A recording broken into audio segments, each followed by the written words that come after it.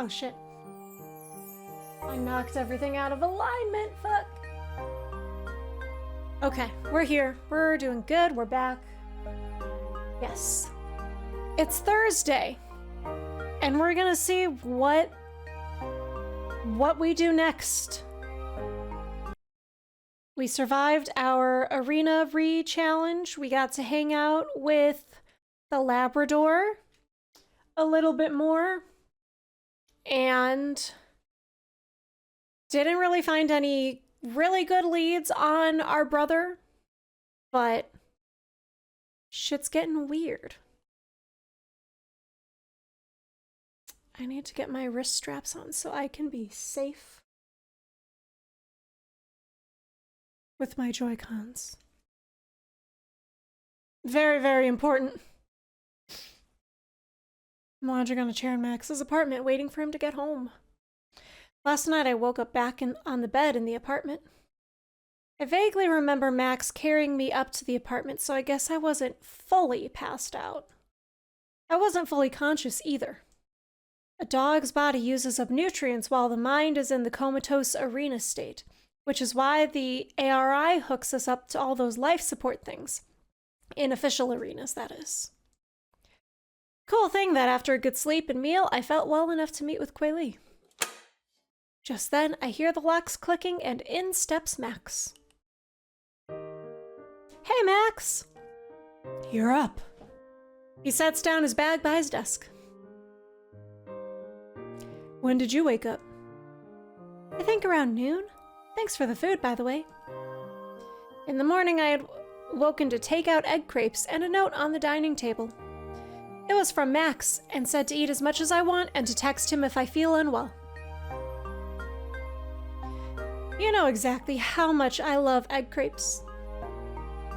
How could I forget after watching you eat them every single day for 3 years? And that's what you ordered at Q Restaurant, so I knew right then you hadn't changed at all. Ah, I know. Sometimes I'm an open book. Definitely a creature of habit.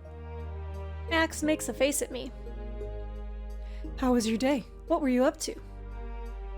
Well, I went to meet with Kuei Li. She said she had a new lead.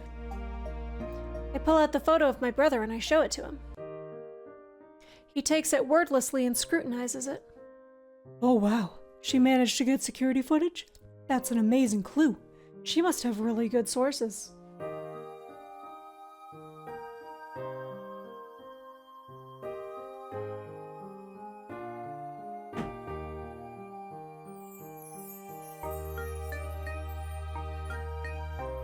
Yeah, I'm starting to think there's something fishy about that.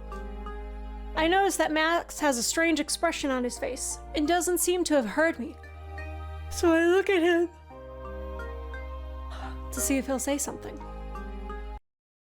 He doesn't respond immediately.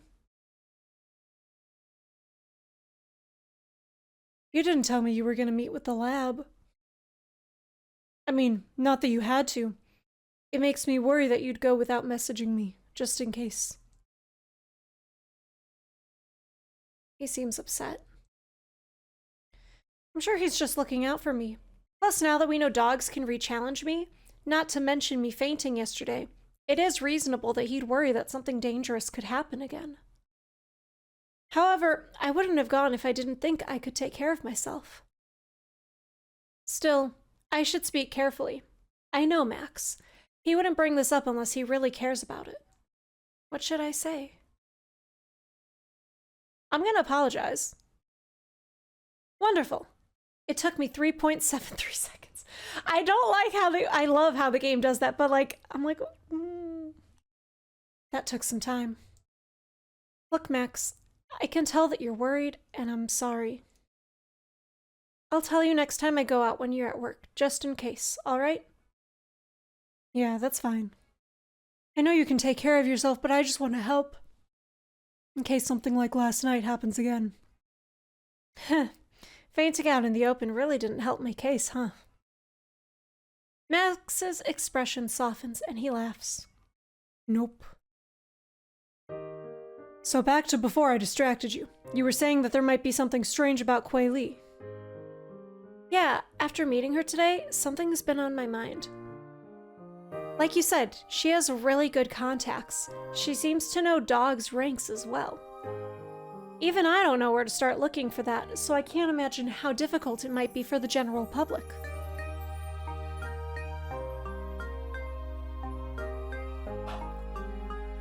However, she does have a really high rank. So I wonder, she could be using her rank to get information, in which case I'm not too happy about that. Or she works at the ARI. So you're saying the information might be classified, so she either used her rank rights or simply has direct access to it herself. Yes, either or. It's silly of me to not know much about the Allocated Reality Institute itself. I should have learned more about their operations before I left the island. Do they really allow such loopholes for information leaks, like rank rights? Max's tone turned serious. Sid, it is perfectly within the lab's right to use her rank rights. I doubt that any ARI member would be an exception. Any dog has to obey the dog whose rank is above them. It is the purpose of the ARA to determine who on the island is deserving, and to separate the good dogs from the bad. I grimace. The rights to alter reality are allocated accordingly. My voice is just a croak. Even after so many years, I still remember the dogma of the ARI. Huh. Now imagine having to hear it again and again, day after day. I fell for the Allocated Reality Institution's promise of a dream. We all fell for it. Max sighs. It's the way things work. Even if you don't use rank rights, everyone else is still doing it. If Quayle did, would you hate her? I mean, it wouldn't be fair to hate her. I think I would be disappointed. But yeah, it would be unfair to judge her for using her rank rights. I've tried to use my rank rights as little as possible, but I have used it before. I can't enforce my values on someone else. Either way, I will try to get that information out of Quayle on what her sources are. Does anyone know the typical ranks of the dogs that work at the ARI itself anyway? I have no idea. I think that their members are kept secret, but I've heard that dogs that are keen on an ARA position aim for very high ranks. I see. Be careful, Sid. I mean it. I really hope the ARI itself isn't out to get you. Especially now that random dogs on the street can just kidnap you and force you into an arena. Eek, I certainly hope the ARI isn't after me. I'd like to see them try, though. I'm worried, but it was actually kind of fun. Thank you for getting breakfast for me, but I totally forgot. Thanks for bringing me back last night. No problem. You were kind of awake, but definitely not awake enough to come back yourself. I was prepared to stay till the arena was done, no matter how long it took in real-world hours. Yeah, even though time passes much quicker in the arenas, there's no telling how much time it might last, huh? How was Hyphen after we woke from the arena, by the way? I called a cab for her as well. Woke her up enough to ask her to pay with her own pendant. Speaking of which, how much was it? I'll transfer you some tags. Don't worry about it. I mean, I already see where this is going. You'll insist because you feel bad. My face grows red, though I know he's just joking. Buy me a drink next time? Okay, deal. Just then, I get an email notification. I've attached the sheet of company names and their logos generated from image recognition. I've included the raw list as well as marked down ones I would delete after checking manually, but I've left them in case you spot something. Got it. Thanks, Quayle. Interesting. So maybe when we do something else, we get a different option there. Say, Max, want to help me go through these? Sure thing. We spend some time going through the sheet. In the end, we still have quite a long list of logos that could be a match. I have an idea. Hey, QL, could you do a search of where those companies are located physically? Sure thing, one sec. Moments later, I get a message notification. Perfect. New comms have been added to the dataset with the addresses as well as geohashes. Oh, so reliable. I plot the locations onto a map, leaving only the ones that are within a certain radius to NJ station and KH station. I tinker around with how large the radius should be, eventually settling on encompassing just up to the stations preceding and following them on the MRT lines.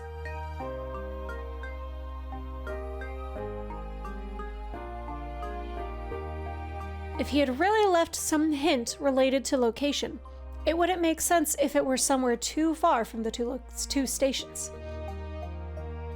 It's amazing that this can work on wrist phones. Yeah, I know, right? Remember when you had to do even lightweight work on computers?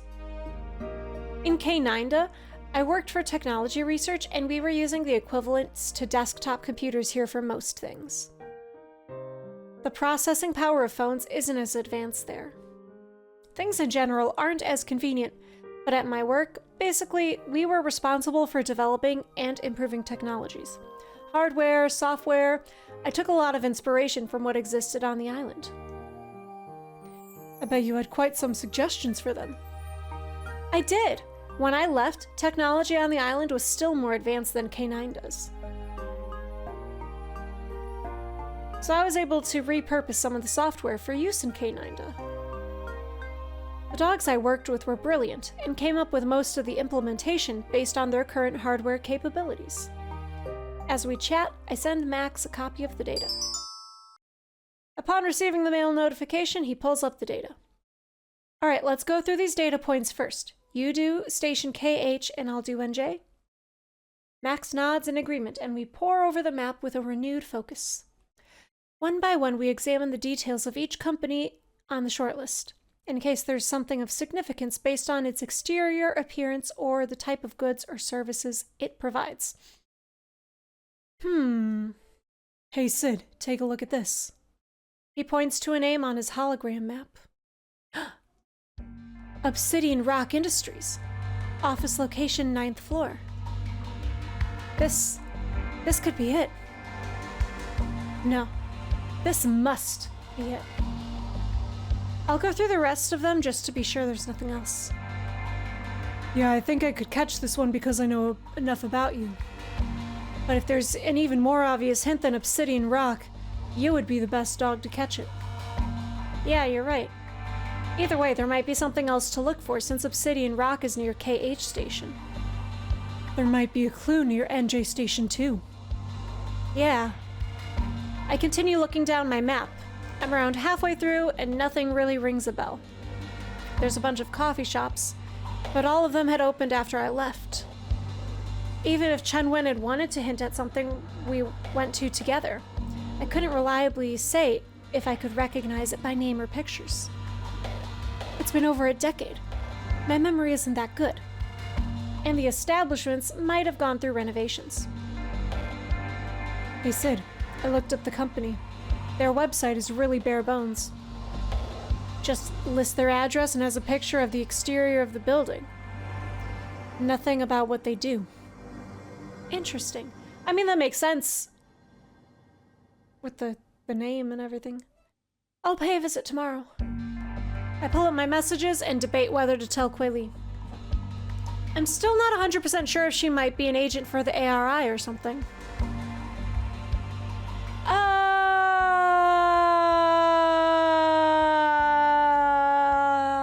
Let's save.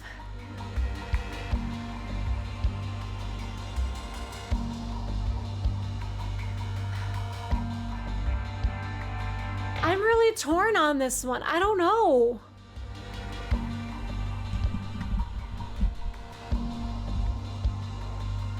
I'm not sure.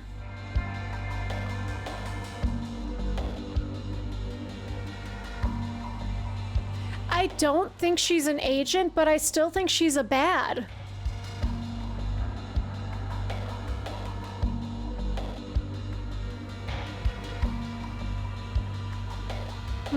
I don't have enough proof to be sure, though. I decide to tell her either way. After... Okay. Hey, Nick. I thought by being suspicious of her, we wouldn't tell her. I decide to tell her either way. After all, it's not like my brother would just be living at the Obsidian Rock Industries office address. How do you know, though, Sid? What if he is? What if he is? I'd like to think your brother would be more hidden and cryptic than that, but like, maybe he's not. Knowing him, it's probably just one step in several more to actually find him. So even if Quaylee does work for the ARI, this wouldn't be the last step to finding him. I might still need her help. Okay, but you can like bring her in the loop after you go there. When push comes to shove, I could still double-cross her later, or she could double-cross you. She could murder you. And since Obsidian Rock is one of the hints, it means that only myself and the dogs I've known for long enough could plausibly decipher this. Though given Quaylee's track record, I can't rule out the possibility that she already knows the significance of Obsidian Rock, or could find out. Exactly! Test her! If she shows up when you're there, then then you know that she knows too much. I don't know. I don't trust her. She is probably a good guy, but I don't... In the case that she hasn't figured it out yet, I suppose there's no harm in just telling her the name Obsidian Rock, but not the meaning of it. When the investigation reaches a point where she cannot proceed on her own, I will no longer be dependent on her for new leads. I guess Sid has a point. Basically, I'll use her help as much as possible with the new complication that she might be a double agent. Okay, so this will still affect our interactions with her. Maybe I shouldn't worry so much. Chen-Wen must have put in some safeguards to prevent a random third party from finding him. Let's hope that my trust in him won't jeopardize him. Hey QL, could you help look up information on Obsidian Rock Industries? It's near KH Station. Okay. It's pretty funny though. Chen-Wen and I used to play scavenger hunt games like this. Before the ARInas, before everything. We were just puppies, living in plains. Living your merry life with the prod dogs? Haha. It's been so many years, but you can't come up with new jokes? Old habits die hard. Jeez. I guess it's still kind of funny. Makes my stomach hurt kind of funny. It's hurting in a bad way. Damn. I'd lived a decade in peace away from these jokes from the island. I deserve this, seeing as I used to make fun of prods with even more gusto. With real venom, too. Later that night. I am Tamea of the Tap Clan. My superior, Manukai, has summoned you on the behalf of Master Ayu. I knew I shouldn't have wandered down a deserted alley, even if it was a shortcut to the MRT station. I'm so fed up with all this mediocrity around me. It is poisoning me, dragging me down. Why did I have the luck of ending up here? I deserve better. No matter the cost, I will escape from here. Is this a nightmare? Or are we... Hold on a second.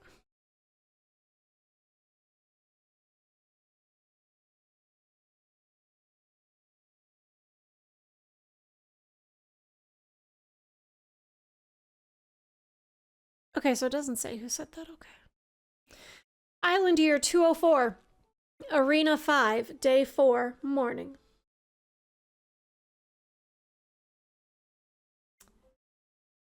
You sure you don't need any help carrying that, boss?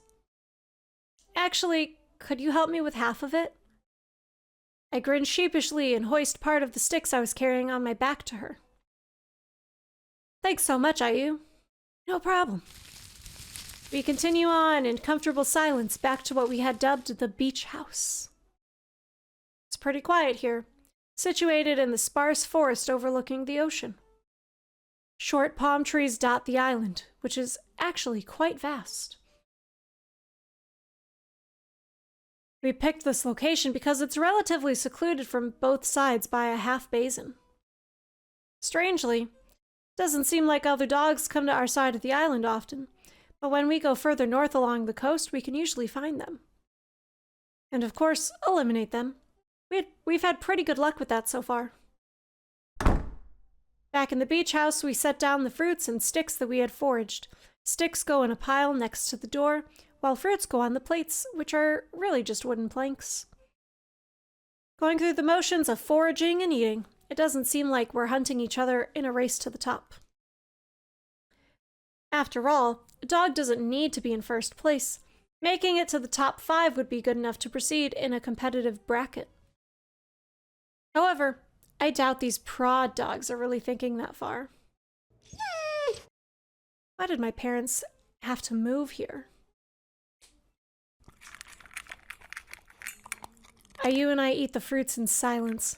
My ears are alert in case any intruders decide to pay a visit. The next part of our routine is to take a walk east around the coast. Tidying things up and putting away our plates, we close up the beach house and trot towards the beach. The sand flows and shifts pleasantly under my paws, making a soothing, trickling sound. With deliberate steps, I allow the sand to cover my paws, enjoying the sensation of the particles running between my claws. In a shallow area of the water, there sit rocks covered with sea lichen, with interesting cavities from erosion by the waves. Ayu hops around on them and I follow, the waves lapping at my feet. She leaps off one of the rocks, submerging herself fully in the water, before bobbing up and yanking me down with her. I yap in surprise, but quickly shut my mouth as I am plunged into the water. Bubbles burst all around me, and I flail my limbs to float upwards. The light shimmers under the water, and I see seaweed and coral painting a colorful backdrop in the ocean before I emerge with a gasp of air. It's deeper here than it looks. I splash Ayu with water, and she sticks a tongue out playfully at me before she treads away, paddling with her front limbs. I'm gonna get you back for this! We proceed to have a lengthy water fight before we head back on shore. Alright, time to get serious. I reach up to my face and pretend to adjust imaginary sunglasses. A gesture which she returns, a ritual of sorts, which just naturally came into place. A sign of teamwork and camaraderie, mutually acknowledging the good work we've done over the last 2 days. 2 days ago, Island Year 204, ARIna 5, Day 2. I pin the yapping dog down on the sand. I don't further attack her, though. I simply hold her in place. Call it a respite before the real pain begins. Ayu, who had been hiding just in the line of palm trees, comes bounding out. She joins me above the pinned victim, taking a huge swipe at her neck. The body I had been pinned down slowly dissolves into ashes, its particles floating in the air. Ayu and I watch it disappear. It's as if a living being wasn't here just seconds ago. I hold out a paw towards Ayu and she meets it for a high five. Sweet, that's another one down. Hell yeah. I put a paw up to my face, pretending to adjust an imaginary pair of sunglasses. We're so good at this. She mimics my movement, a smile as smug as mine on her face. Where to now, boss? Don't call me that. But, let's keep going clockwise down the coast. Maybe we'll find an area that's good to set up camp. We walk for what seems like a couple of hours until the evening, not encountering any other dogs. Kind of strange. There have been fewer dogs since we started heading southwest. Well, it does seem that we all spawned on the island in the same area, around the northeast shore of the island. Weirdly, I keep having a dream that instead of spawning, we were dropped into the ARIna from a flying bus. Anyhow, it seems that there aren't many dogs that bother exploring the island further. Or teaming up, for that matter. I wonder if they expect to do well, or even plan to. Like you said, we're prod dogs. I don't think it's something we really think about. I'm glad you're special in that regard, though. It's strange being the only non-prod dog here. I take her paws in mine. But I know you want this as badly as I do. We'll rank top tier in this ARIna and proceed to a good bracket, which we deserve. Inu nods vigorously and gives me a determined smile. We continue on our way and decide to head deeper into the foliage before it gets too dark to see. As luck would have it, we stumble across a small hut. We double-check the perimeter, checking for signs of inhabitants. With me at the rear's backup, Inu then charges inside. Turns out there's no one inside, and so we make it our temporary base. The next day, we forage further down the island, but don't find any more dogs. We get a good haul of supplies and bring them back to the hut. 2 more days pass, and we continue using the hut. We decide it would be a waste to not use it as a long-term base and name it the beach house. Island Year 204, ARIna 5, Day 4, afternoon. I'm in the beach house, drafting up a rough map of the island as we've explored it, and the locations where we had spotted dogs. Of course, I also have markers for where we eliminated dogs, to the best of my memory. It really seems that they don't care that much, and are treating this like some sort of resort, or a playground brawl at most.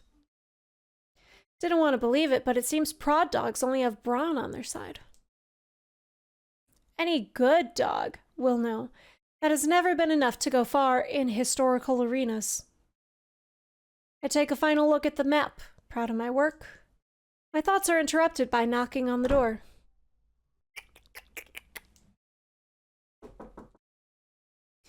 It's the knocking pattern I agreed on with Inu to verify our identity whenever we enter the beach house.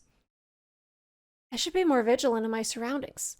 I haven't been outside the beach house to check activity since she went out on patrol. Even if I didn't hear anything suspicious, I should be more proactive and not treat this like some urban office. As expected, Inu enters, and the first thing I notice is her flustered expression. Immediately, I'm concerned. Did she have an encounter? Was she followed back here? Boss, I saw something bad. She continues, catching her breath. Tell me everything.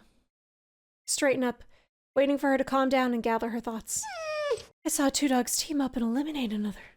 They were actively on the hunt and seem very strong. I'm worried. Ah, got it. Thank dog, I thought it might have been something worse. Did they notice you? I don't think so, but I think they could track me down, if they want to. They had a pretty elaborate system set up, just like us. Alright then, as long as they didn't spot you, there's nothing to worry about. But like I said, they're definitely a threat. It's the first time I've seen any other coordinated teamwork on this island. Look, I know it's surprising to see some intelligent behavior for once, but don't sweat it. If we run into them, just deal with it like we planned. Same way we eliminated those individual dogs? Yeah, that's right. But I tell you, it's different. Like you said, I'm the boss, am I not? Do as you're told, then. Yes, boss. She trots off, ears drooping. Maybe I was too harsh. I see where she's coming from. Prod dogs are usually born in families that never had higher rankings, so of course they don't know much about ARInas or even know about the benefits of winning. Of course, they didn't have much cause to study the past ARInas and to come up with strategies before Paw. Such a waste, because the key to becoming a good dog lies just under their noses, if only they make an effort. It might be a blessing that my parents came to the plains, which is why I ended up competing with the prod dogs. So, the fact that some prod dogs happen to team up is nothing to worry about. So, I just want to say right now, I don't like Sid in this sense because that's so much classism just dripping off of her. Oh my god, I'm not even hitting the R button. Calm down, game.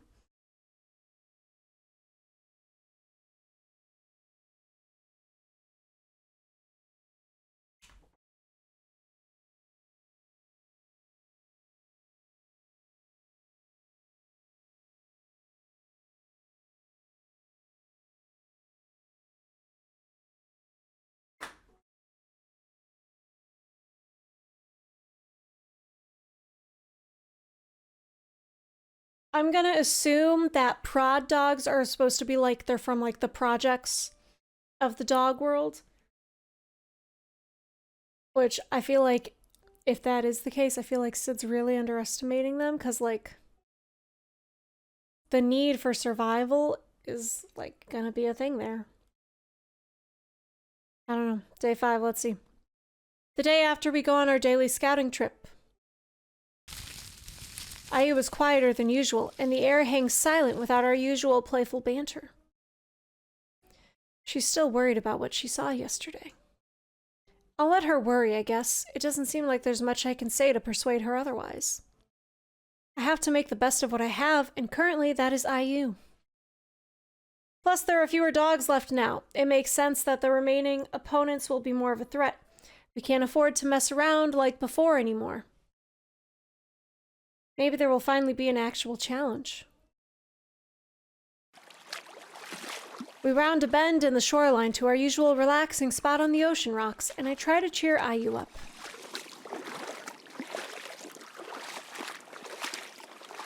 I hop on the rocks, reaching to her with a paw. Hey, you want to take a break? Sure, if you say so, boss. Gee, I feel bad that you call me boss when you say it with such low spirits. Good, she seems to have lightened up a little. We hop around, splashing in the water, just like any other day. Say, boss. Yeah, you? I know you said not to worry about the other dogs, but I'm kind of scared. Oh, I guessed you had that on your mind. But what is it exactly you're afraid of? What makes them a threat? Can you list all your reasons to me? Try to be patient, understanding. I mimic the slow, professional cadence that my mom uses when she speaks on the phone. It sounds pretty soothing to me.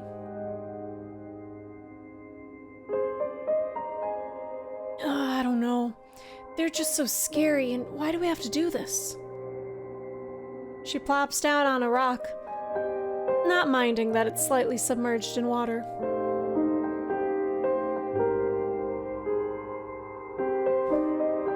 I believe what you said about this being the key to having the life that a good dog deserves.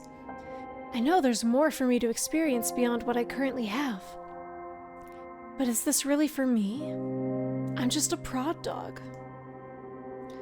With that, she covers her face in her paws. I can hear her sniffling. My patience is being tested, but I wait for her crying to subside a little before addressing her concerns. Look, all I know is that I want to go back from where I came from. When I was just born, I lived in a city full of lights. Life there is so much better, and the ARIna is designed so any dog can live that life. No matter your litter, the ARIna is a completely fair environment for everyone to get the life they deserve. It's the perfect equalizer mechanism, Ayu. This is going to be a thing that people are going to end up having to do at some point. It's so easy. All you need to do is kill some dogs in the ARIna. Well, technically, you don't even kill them. You just destroy their pendant in a virtual world. As long as the dogs do this, they can come out on top in the equalizing mechanism. That's what I want, Ayu. And now is not the time to be showing weakness, if you want it too. I pat her shoulder. Look, I know that you still want this. And in return, I want you to trust that I can get us through the arena, no matter what. We're a team. Ayu doesn't respond, so I grip her shoulder and shake her. It is really bad timing for my ARIna partner to be in such low spirits. Say it with me. We'll get through this together. We'll get through this together. That's the spirit. All right, let's get back to the beach. We can chill some more. Take your time. I'll go in the water. Come join me. I don't really feel like it. It's fine. You don't have to. I'll be back in a bit. Yeah. Leaving her to mope, I dive into the water. She's gonna fucking die. She's gonna get taken out. The water is clean, shimmering in the light. I dive deeper, following the rock outward and away from the shore. Both paws. Water, water, water, woo! I'm feeling boundless. What should I do next? This is gonna... Oh. There's gonna be a certain way I need to swim to get a certain ending. I'm going faster than the TTC back in K9 I'm feeling boundless. Oh shit. A force slams into me from above. The air's knocked out of me and I reel under the pain, my side throbbing. I feel paws scuffing and grabbing me, inching around my neck. My mind barely pieces together the fact that this is the same dog that dived on top of me. I struggle and kick the water, twisting my torso. The dog, who I can see is larger than me, scrabbles around my neck and torso with his paws. I know exactly what he's trying to find. I draw out my hind legs and kick into him, propelling myself away. However, there's a splash and another dog dives into the water from above. This one misses me by some distance though, since it failed to knock into me with the dive, just like the first dog did. Where on earth did they come from? I didn't see any dogs on the rocks when Ayu and I were still there. I take the chance to propel myself up to the surface, breaking it with a small splash. Ayu! Ayu! I waste no time in barking for her. The smaller dog bursts out of the water just as well. Just a few paws reach away. We both make a beeline for each other and I take a huge swipe at her chest. She twists away, but there's a small movement I wanted to see, lured out with my feint. Her paw reaching up to shield an area of her clothes. Ha, big mistake. She swipes at me as well, but like my first swipe, has no real target to pinpoint. Of course, I had hidden my pendant well within my clothes.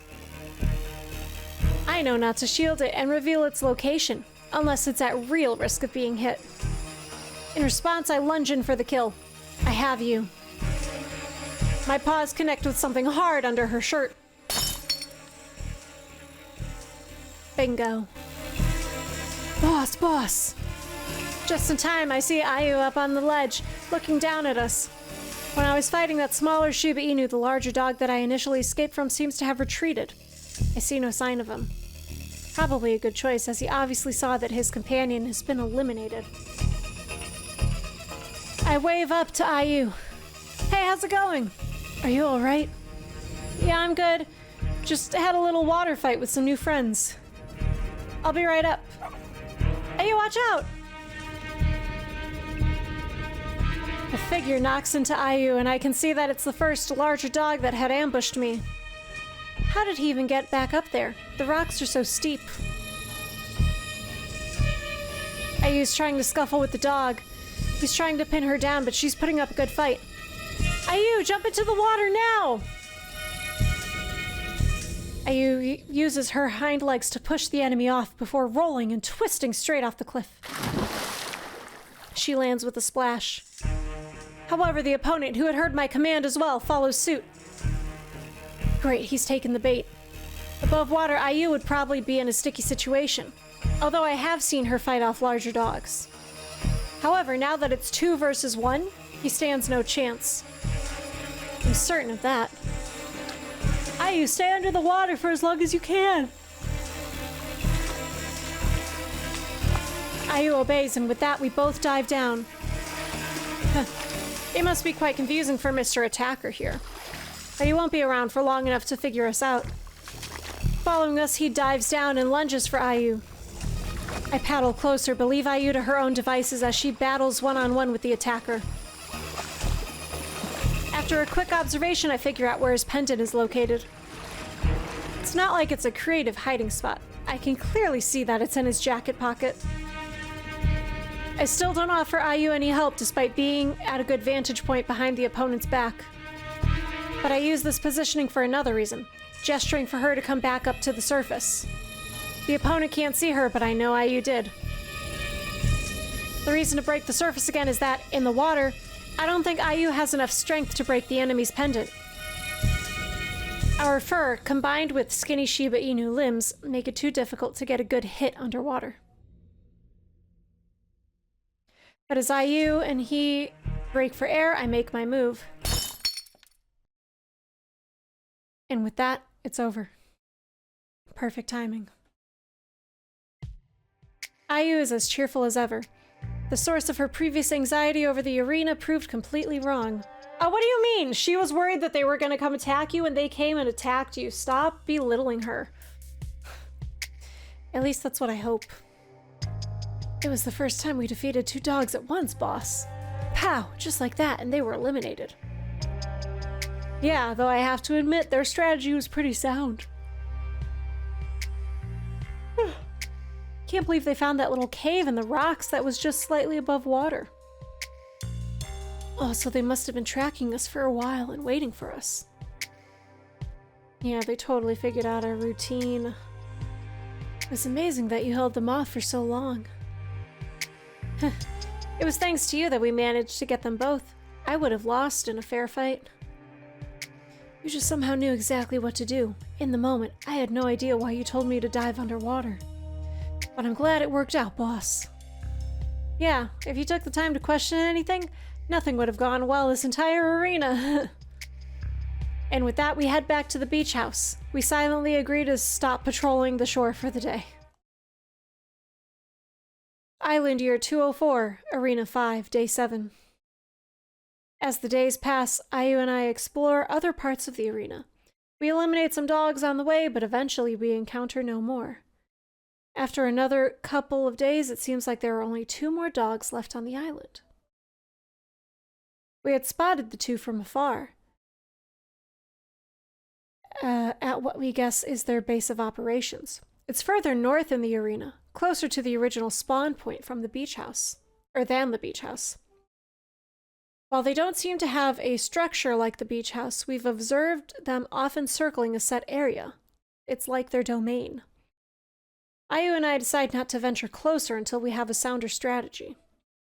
We refer to them as the second duo, as they are the second organized point pair. Words, dude. Okay. Let's try that again. We refer to them as the second duo, as they are the second organized pair in the entire ARIna we've seen. That is, apart from Ayu and myself. What about the 2 that attacked you guys? I mean, maybe they weren't that organized, but they were definitely working together. That would explain why the ARIna's emulated reality hasn't been terminated yet. But this dog-darned island is too vast to force us into an encounter. That would mean either those 2 dogs or the first duo had been picking off dogs. Ayu and I had eliminated a fair amount, but judging by the numbers, we could only take credit for eliminating around 1/3 of the actual cohort. Ayu and I set up some traps and sound makers near our base. After all, the first duo had our shoreline hangout figured out, so it's fair that anyone could have found the beach house as well. Of course, it's not like me to only plan a defense. Ayu and I set out making an offensive plan too. We don't want to be caught off guard like last time. But it's good that Ayu is in higher spirits and as loyal as ever, doing anything I say without question. It's often a pair that is determined to make it till the end together, that do well in the early arenas. It's only Arena 5 for me, so the ranks are in batches. That means that since I am already one of the last 5 remaining dogs, we all get the same score. But of course, I still aim to survive till the end of the arena, and I'm very, very excited for the upcoming arenas. From my understanding, starting from Arena 6, it's individual rankings that matter, meaning each dog you outlive counts. Island Year 204. Arena 5, Day 8.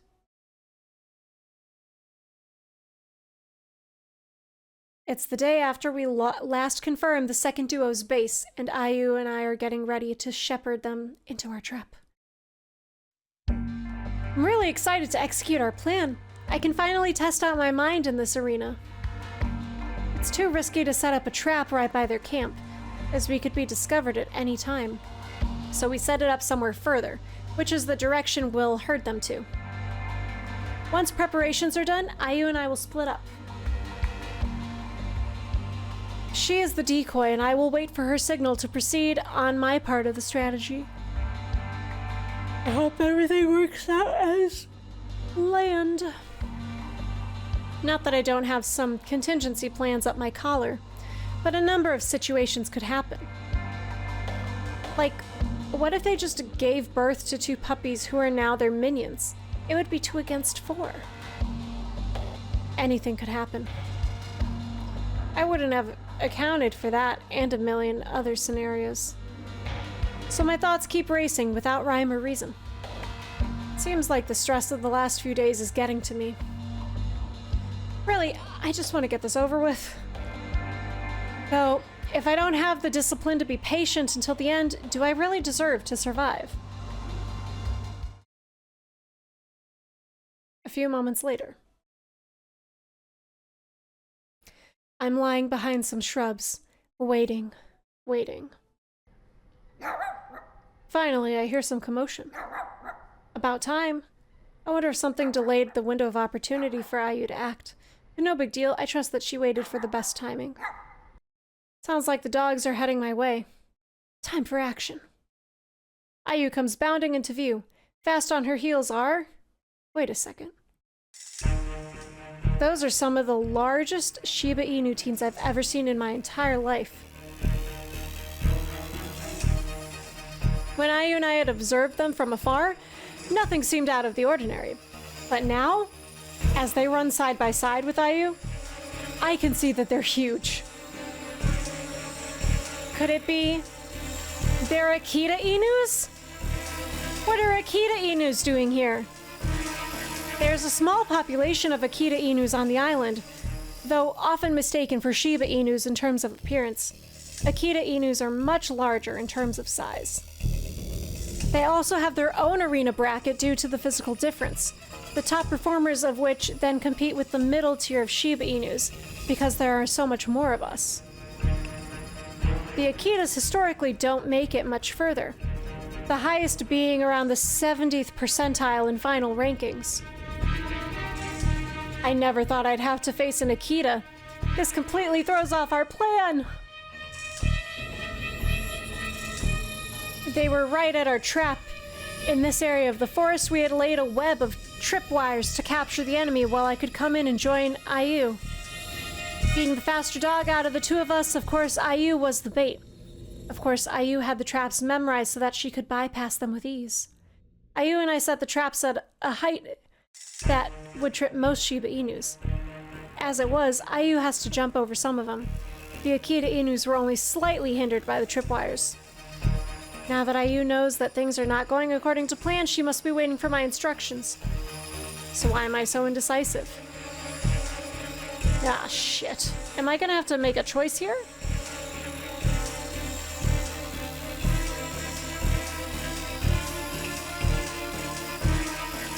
Oh, as if time is frozen. I'm trying to come up with solutions to win, but my train of thought keeps hitting a wall. I try and try to gather my thoughts, but the wall resists me. It looms up over me while I stand small underneath it. My only idea is to stall. Okay, Ayu, let's hope this works for the sake of you and me both. To the clearing! Terrified as Ayu seems, she makes a small nod. I can only watch helplessly as she dashes around the two dogs back into the trap zone that we now know won't work against the Akita opponents. The enemies must have heard me, but as I'm still hiding in the shrubs, they don't seem to bother stopping or splitting up to find me. I had hoped for them to split up. My heart sinks. This would be a true 2-on-2. I dash out from my hiding place and give chase. Of course, I'm not gaining much distance on the two Akitas, as well as the physically fitter Ayu. Ayu buys me time, taking more of a zigzag route, allowing me to close the distance in a straight line. One of them looks behind their shoulder, spotting me. Ah, there's another runt. Ignore it. Let's get the first one. She's running towards that clearing. It'll be an easy pick. How can things turn out all right this time? Despite the fleeting but compelling thought to turn tail and run, I press on towards the clearing, where Ayu must be already. Thank goodness the trap zone at least slowed them down. My mind is working better now, after the bout of anxiety. Ayu and I are smaller, but we are more nimble. At the clearing, Ayu stares down the dogs, who advance on her. With no time left to waste, I run up and try to bite down on one dog's tail. Oi, you! They whip around to face me, unsure of who to tackle first. The surprise factor buys us a few seconds. I make eye contact with Ayu and start barking pointedly at the Akita Inu on the left. Hopefully Ayu understands. I want to focus on the brown-coated one first, who is the one I'm barking at. If we can whittle down the numbers, there may be hope. Get a real temper, you! The brown-coated one pounces on me, and the larger one on Ayu. Flatten my body and dash to the side. The dog misses. From the way they wordlessly divided their work, they have a good rapport. Take that, you! She takes another swipe at me, which I dodge again. This goes on for several times. Occasionally glancing at Ayu, I see she is dodging the attacks, but the size of the enemy makes it difficult for her to find an opening to join me. How are they so bad at this? Maybe they're trying to tire us out? Or maybe it's because they do seem like brawn types after all. Let's test this. So how come Akitas like you are in our arena? Not answering that. What's the harm? I didn't just show up to our arenas. Figured it wouldn't matter. I was able to skip some of them. But one day dogs from the ARI showed up at my door. Because the few Akita brackets they had already progressed pretty far, they had to put us with the sheebs. They circle around us. My legs are starting to feel sore. I know I can't keep this up for much longer. I have an idea. I yap at Ayu, dashing back towards the trapper area. Untying one of the tripwires, I duck and hide. Ayu runs around the trees, the two in pursuit. The white one lags slightly behind. I take the chance. I run out quickly, circling around the dog and pulling the wire around her. She yaps but falls to her side, her limbs all tangled up. I jump on her and attack her torso. I claw and scrape at her body as if I'm digging a hole in the ground. I just grazed something solid. I hope it's her pendant. What could have been a clean hit only missed because she twisted her body in the other direction. You missed. Well, now I know I had been aiming at the correct spot. She didn't have to announce that I would have hit her pendant. However, she starts wiggling in the bindings and I don't have time to spare. Ugh. I don't have the strength to hold her and she kicks off the wires. You're not gonna catch me. She gleefully leaps upright but tumbles to the ground again. Ayu has circled back and is biting the enemy's tail with all her might, holding her briefly in place. Now's my chance. Yes! Only one left to go. Where is he, though? Did Ayu give him the slip? But now it's 2 versus 1. I have just the plan to take him down. Ayu, behind you! I wince as he pounces straight for Ayu. Thankfully, Ayu dodges him. No time to waste. I yank at another tripwire, but the knot is tight. Sid, help! I glance over. Ayu's tail is pinned down by the other dog. She struggles in vain, but only succeeds in yanking on her own tail. I don't have time. I stay put, ignoring Ayu's yelps. I just need this tripwire to come free. After a couple more moments, I untie the knot. I run towards the dog just as he takes the fatal swipe at Ayu. She locks eyes with me as she dissolves. We fucking suck. We're terrible.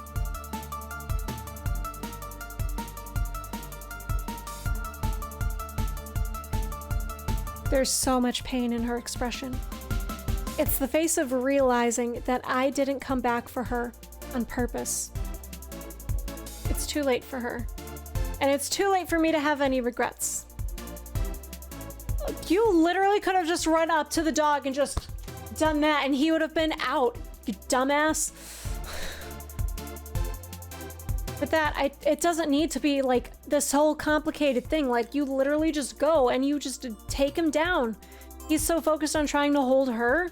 Like, come on. And with that, I trip up the other dog and wrap the wire around his legs. Now. Present day. Island year 224, ARIna 5, day 1. I knew I shouldn't have wandered down a deserted alley, even if it was a shortcut to the MRT station. The island denizens were so unkind to me. One of their own. Will I be able to survive this ARIna again? I feel ashamed to face Ayu. I don't go by the beach house.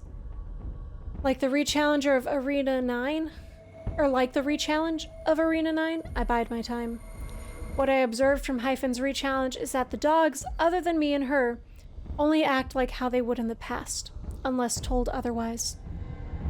I know that ahead of Ayu, but I'm sure she could figure that out. She could also figure that out. Hyphen figured it out quickly, since it was obvious that the fan shoe in the rechallenge couldn't be the real one.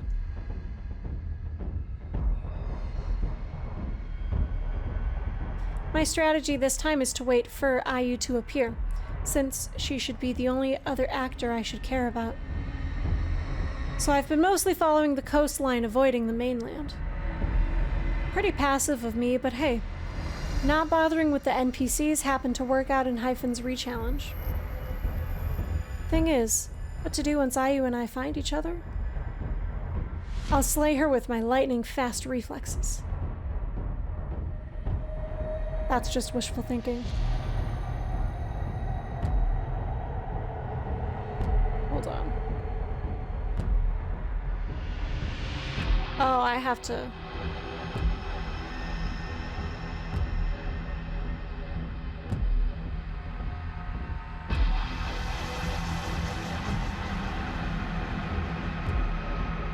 This is gonna take a while, sorry.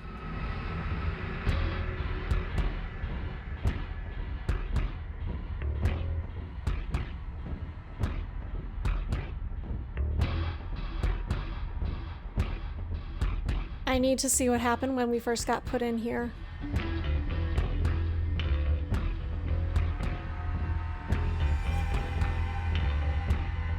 Oh, this is gonna take so long. I'm sad that you can't just hold it up, like you have to scroll one thing at a time.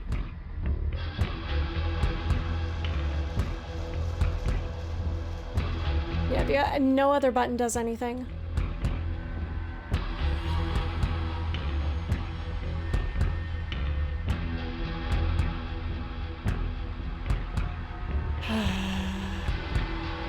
It's probably not even gonna let me go back that far, given that we're like halfway right now.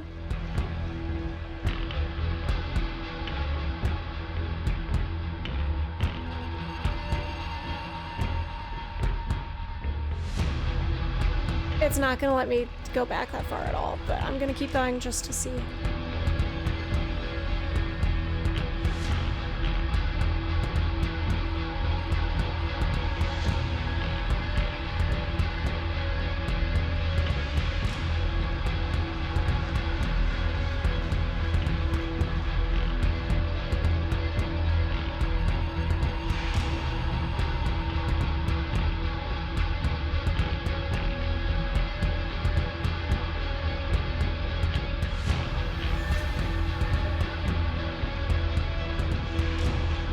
we're definitely not gonna go back that far.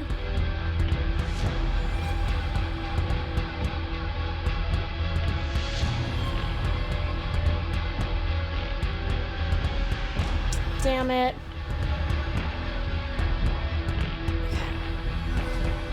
My best bet is to find her before she finds me, and I keep her from noticing me until I eliminate her somehow.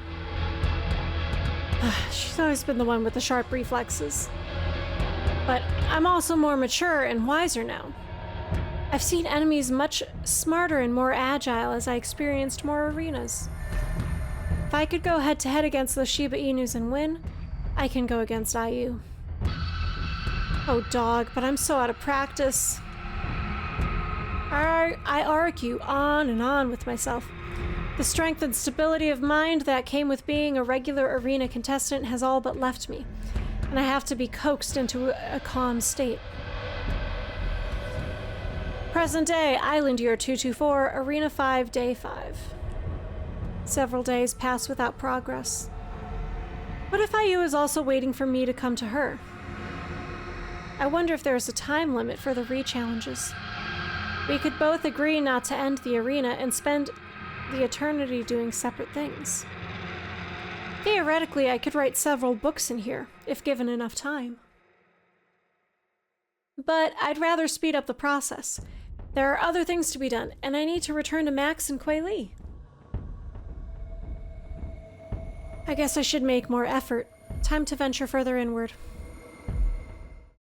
With that decided, I head into the palm forest. Sometime later. The bright summer sun bakes on my fur, the sparse palms not offering much in terms of shade. It's much hotter.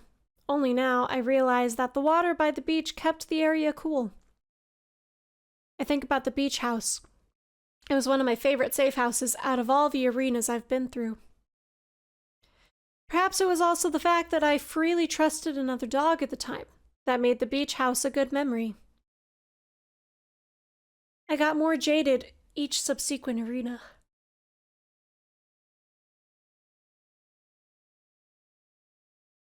There are times where I think back and ask myself, what would I change if I get the chance to? I never answered myself the same way.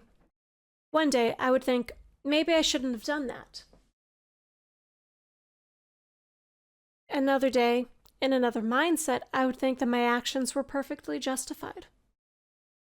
There was no resounding consensus. What I do know is that I still feel shame and guilt about my past in the arenas.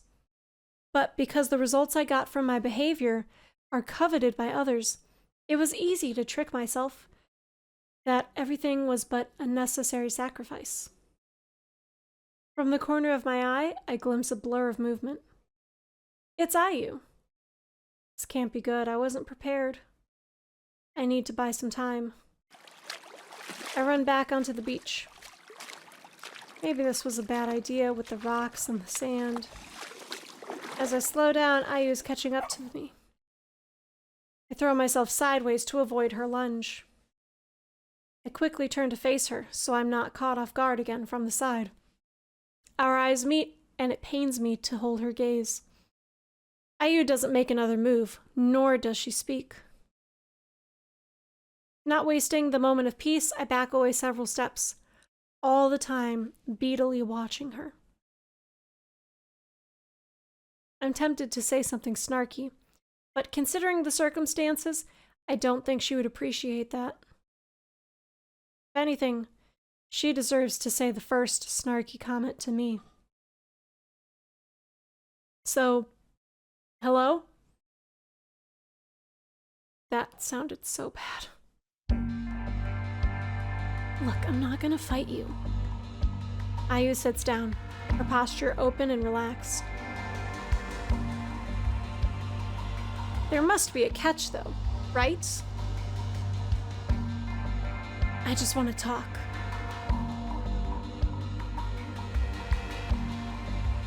Well, what do you want to talk about?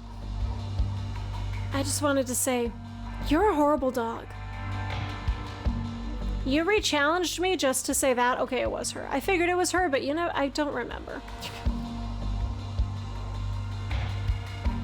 But you're right, it is true. Can't you even pretend to understand for one moment? Dogs don't always do something with some high and mighty reason, Sid. I'll bet that even you can't name a reason for every single thing you do. Actually, I consider a main scheme of things. I don't think that's what she wants to hear, though. No, you're right about that. At least you can admit to that. Listen, I know you were really, really young when this whole thing happened. But when I got the IM that we'd been able to challenge you one-on-one, I immediately wanted in. You want to know why? Her tone is gruff, and I get the feeling she's not quite getting to the point yet. You wanted to prove how you've changed since then? Well, yes and no. I still haven't forgotten about what happened during that arena. Yes, that much I can tell. So, is revenge what you want? Huh, when you put it like that. But I wouldn't say that. I just want to understand, even though I'm not sure if that's possible. What is it that you want to understand? I still haven't made peace with the ARInas. It's not about you in particular. I was hoping that coming into an arena once again, after my ranking had been finalized, could, I guess, shed some light, looking at it retroactively. I've realized that even though I went through the motions of the ARInas, and even didn't end up doing too badly, I still felt so lost. I don't know what any of this means to me. This arena was the last time I remember feeling something for myself. It's not because of you. It's mostly that I was still young, and my understanding of the world was so certain, so optimistic. When they mentioned the re-challenge, I wondered if, somehow, I could find that feeling again.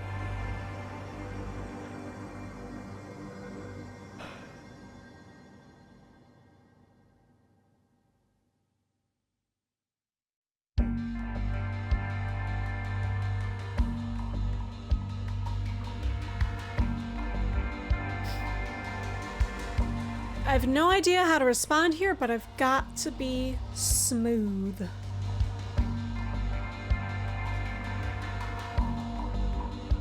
Not to mention, it's pretty jarring. We haven't spoken in years, yet she's pouring her heart out all of a sudden. What have you found so far by being back at the arena? So far, nothing. You see, my plan was to come to terms with what happened between us. That couldn't happen until you and I met again, no? Oh, yeah, that makes sense. This is so awkward. Like, did you want to talk more about it? Are you suggesting that we talk more about it? Yeah, if you want to. To be honest, I hadn't thought about that. My plan was... Oh, shit. A force slams into me from behind, winding me. The attacker and I fall into the water. I reel under the pain, my side throbbing. I feel paws scuffing and grabbing me, inching around my neck. My mind barely pieces together the fact that this is the same dog that dived on top of me.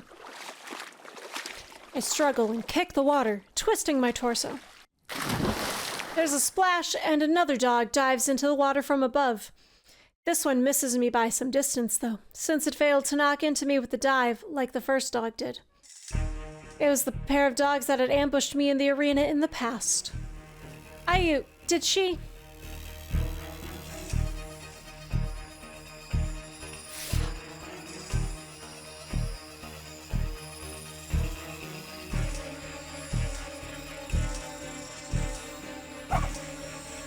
Fish sticks. If they're like NPCs, that means... Expecting the attack and the dog trying to wrap his paws around me, I twist away. Still underwater, I grab on his shoulder and pull him towards me. I remember where his pendant is located, from the past arena. With my other paw, I punch him squarely where his pendant is. Without my other paw pulling, I wouldn't have the strength to break the pendant by a swipe underwater.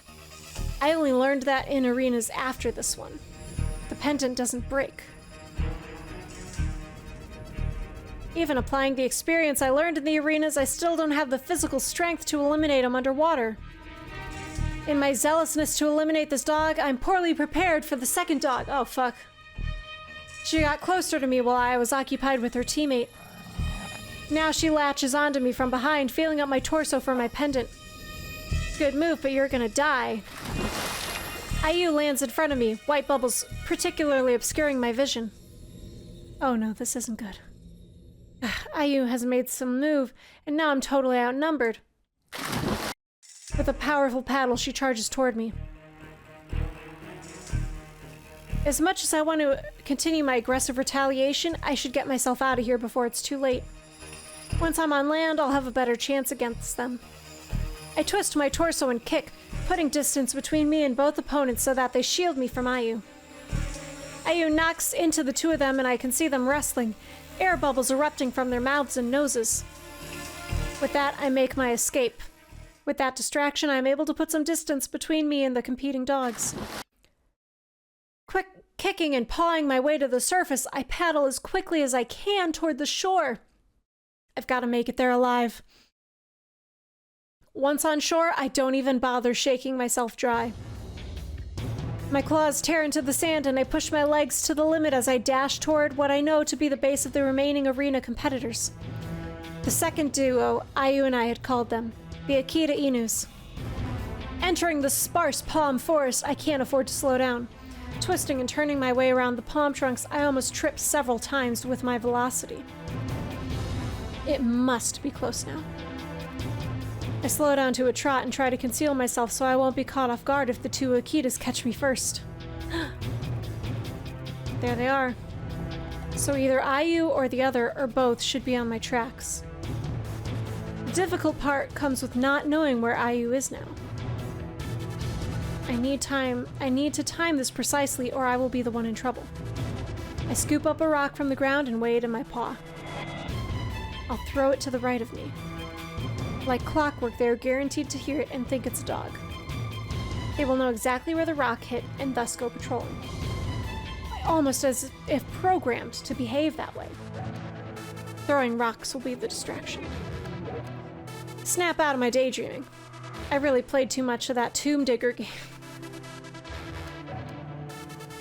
Sadly, that's not how things work in real life. Though, since arenas are emulated reality, does that mean they're a video game, in a sense? Stop the Sid thoughts, focus! Gotta distract them, but not with a rock. With that very loud distraction, I wait a few brief moments to see that... Oh, got it, the bark is... okay. With that very loud distraction, I wait a few brief moments to see that the two Akitas have sprung up and are looking around in my general direction. I quickly move towards the beach before they get close enough to spot me.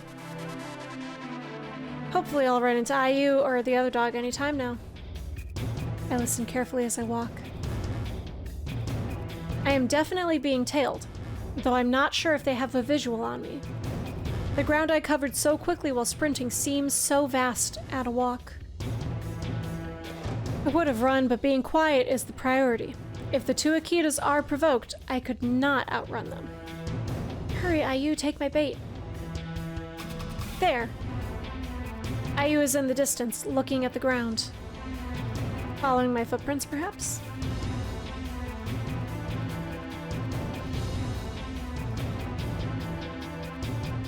I remember telling her a story of our ancestors, having a keen sense of smell.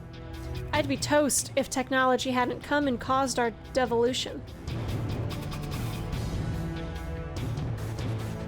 Anyhow, time to cause another distraction. By this time, the Akitas had seen me and they are tailing me discreetly, perhaps deciding to observe me first. Maybe I just don't look fun to them yet. I have an idea. This should get them going. I stop and look up and down slowly as if looking for something. Then I look back at them and make eye contact for the first time. I yelp and flatten my body. The switch is instant, like a ball being tossed. Which is a funny idiom from our ancestors' instincts. Like a ball being tossed, the two immediately enter hunting mode, growling and taking off towards me. I dash forward, yapping in feigned hysteria. I'm in clear view of IU now and I throw myself at her. The two Akitas have closed in on us in no time, and I wrestle and pin Ayu on her back. Ayu squirms and twists, but I have the upper paw. Then, instead of figuring out her pendant location, I run off, leaving her to the two opponents. That's rude as shit. Oh my god.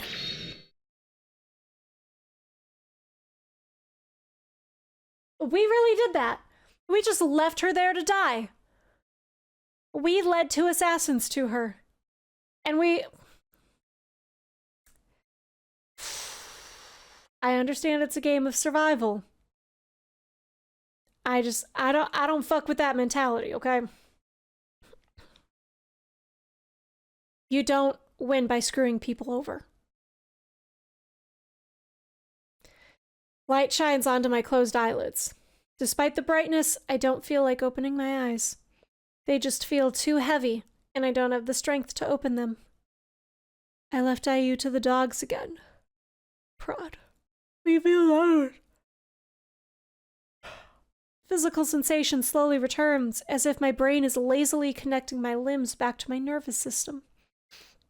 Poke, poke. The pokes, which increase with intensity, speed up the process, albeit unpleasantly. I'm lying on my right side. I almost wish I hadn't woken up because I'm drenched in chilling sweat. Sid, I know you're awake. I feel a firm shake on my shoulder. Okay, I'm waking up. Ayu looms over me. The first thing I notice is her ragged and exhausted appearance. I want to make a quip, but I probably look the same, if not worse. Hey. My voice is a croak, but I am unable to muster anything louder. Just checking that you're alive. Not so cold-hearted to leave you in the street. But I'm tempted to just leave you for dead. You disgust me. Her facial expression certainly says so. Her lips are curled up, fully revealing her canines. She leans over, close to my face, locking eyes with me, making sure I can see. Though I have to admit, it was impressive how you recovered from failing to eliminate the first dog, and being able to run away from all three of us. Ruthless and cold as ever. You have not changed one bit. With that, she lifts her paw. I wince and squeeze my eyes shut, braced for what was to come. But the swipe doesn't come. I hear the soft pat of Ayu putting her paw back on the ground. You know what, Sid? I'm better than that. I hear her footsteps slowly fade out into the alleyway. I'm too exhausted to move. Somehow I make it out, and back to Max's place. On the MRT, I ignore the fact that I must have looked as ragged as soggy dog feed. I allow my body to lurch forward with every step the subway train makes, like a rag doll. Emptily staring at my reflection in the train windows, I feel like my body is just a hollow shell. Who are you, Sid? The next day. I gingerly open the gate that leads to the building. Obsidian Rock Industries is what we're looking for.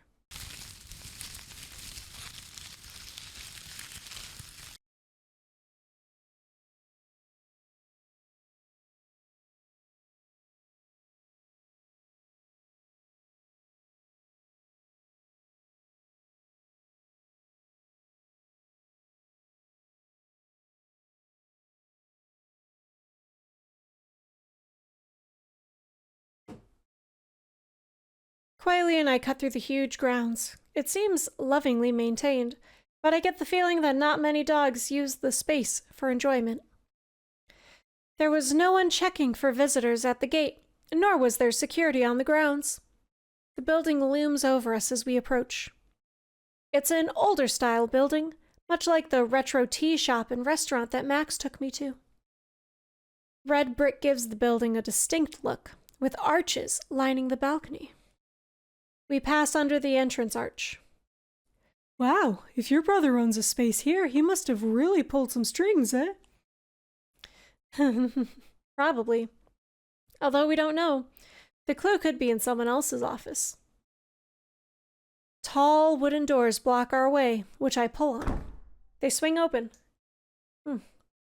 I guess the grounds are technically open to the public, but I doubt any dog would dare step inside. The atmosphere is intimidating, to say the least. Hello, esteemed dogs. Oh, hi. There's a wooden booth with only a window opening that we could see through it. It reminds me of a box office stand. A dog peers out. My apologies for the interruption, but it is my duty to check the authorization of dogs that come through here. Right. Don't worry, I got this. Bailey trots up to the window, pulling out her pendant. I believe you will find this sufficient. She shows it to the dog and he nods. Thank you, and welcome. The elevators are ahead and to the left. Please enjoy your stay. Thanks. We head to the elevator. I don't know if I should bother asking Quayle if she uses her rank rights often. There's no point being upset about it. Like I told Max yesterday, I shouldn't be imposing my beliefs on others. What to say? Let's keep it general. What do you think about rank rights? Strange. It took me 8.63 seconds. Slacker. Hey, Q. Yeah? What do you think about rank rights? Let me guess, you have some opinion on what I did just now, right? Yeah. Why else would I bring it up? Right after you used them. Of course I have an opinion. Sometimes I wonder what using rank rights means to me. I usually end up feeling regretful, even if the results are what I wanted. Well, sometimes you just have to use it, and do take into account what outcome I'm aiming for. What if we could have entered the building another way? You didn't even try anything else. If what you're trying to get at is that I went straight to using my rank rights, you're wrong. My consideration is that, say we managed to sneak in, the possibility of getting caught later is still high. In that case, one of us might still have to resort to using rank rights to escape. So if there's a high chance of having to use rank rights down the line, it saves a lot of time to use it at the beginning. In other words, going from a 90% probability that we have to use it to 100% isn't a large jump. So we might as well use it and save all the additional inconvenience of getting caught in the first place. Alright, that makes sense. You don't seem fully convinced. Look, I don't prefer using rank rights before anything else. I think carefully about it, and it's not for every situation. Not for every situation. Many dogs say that, and it ends up being a slippery slope. All of a sudden, getting some lower-ranked dog to run your errands could be a justifiable situation. I see your point, but you're thinking too much. Sounds like you're really trying to demonstrate some moral high ground here. Like you're trying to make me feel guilty. I know it seems hypocritical that I'm against using rank rights, seeing as I worked so hard to get my own rank. Just because I'm a Nepo baby doesn't mean I want to use all my connections, you know? But I really just wanted to not answer to any dog, not to actively bend other dogs to my will. And that is your own choice to make, which I respect. Why do I feel like you have this conversation with many dogs? You talk about this to Max too, eh? I guess it's that obvious. Sorry, I didn't mean to sound accusatory or anything. I'll stop now. That would be nice. Her voice is curt. The first time I've heard it like that. I gulp.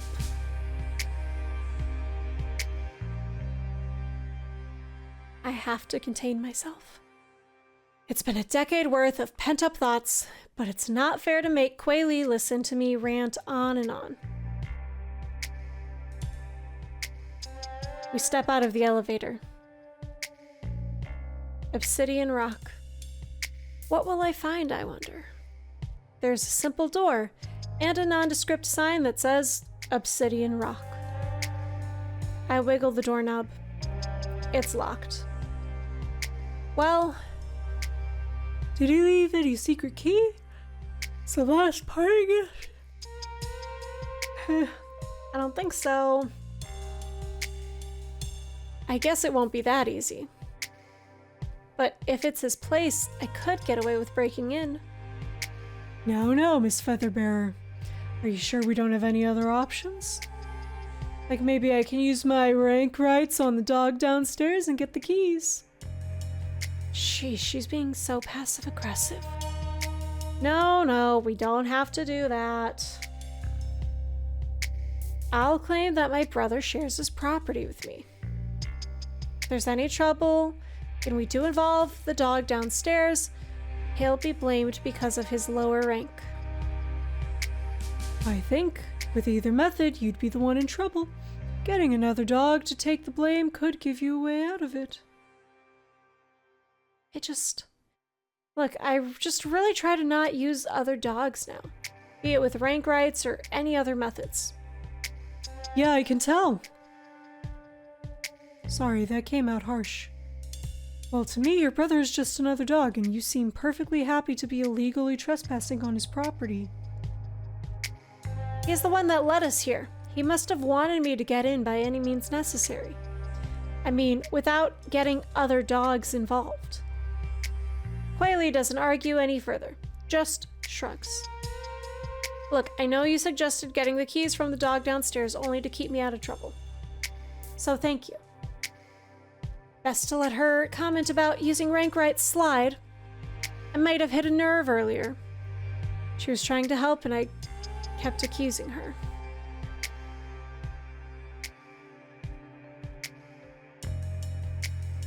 Maybe I'll just smash the door in. I'll do it. I'm larger. This'll be no issue. No, it's okay. I'll use the feather. You don't need to risk it on my account. The bearer of the feather has the right to alter reality. And if the reality is that, the door is unlocked, so it would be. I twist the doorknob and it turns smoothly. I push the door open, holding it for Quayle to enter. Why is she here? I don't want her here. I want this to be just us. I want us to come to terms with the fact that we're maybe not a good dog.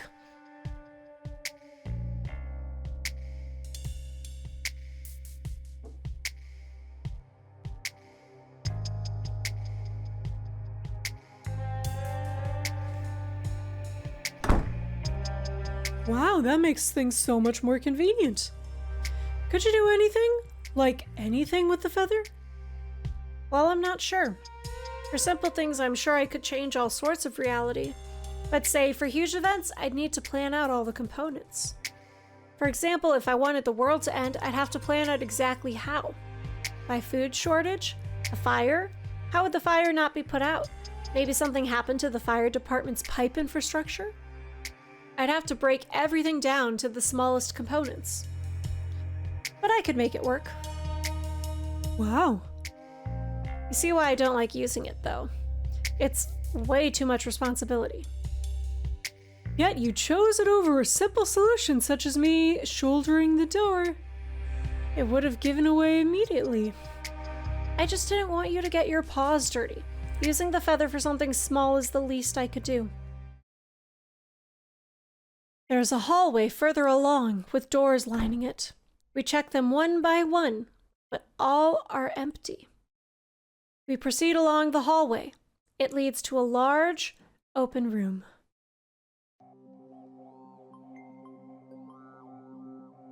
In the center of the room sits a single desk. This must be it. I hope so. You think your brother would just leave something like this? It does look suspiciously easy. My ARIna senses are tingling. But we did get this far. It's not going to stop me. I march up to the desk and forcefully start opening the drawers. Aha! There's a thick, leather-bound book tied closed with a piece of twine. I tug on the twine to unravel it, and the book bursts open. Here, take a look. I flip to the first page. It's a journal? That's a lot of writing in that journal there. It's also upside down. I imagine... Oh, this is the brother. I imagine that there are many worlds. In theory, I might like to visit them. However, my biggest desire is merely to avoid complicated things. Drama, maintenance of status. It's so troublesome to me. Chunwen, is it really okay to be leaving your thoughts sitting out here in the open? Well, to be fair, a random dog would be very hard-pressed to even try to break into this place. The building itself reeks of high ranking. I didn't really mean it as a serious question. Oops, maybe you're rubbing off on me, Sid. So any other clues we have here? I quickly check the other drawers in the desk. Empty. Check underneath just to see if there's some hidden compartment. Doesn't seem to be. I knock on the desk and its sides, trying to listen for hollowed sounds. There doesn't seem to be anything odd. A short while later. I guess the journal was the only thing to find at Obsidian Rock Industries.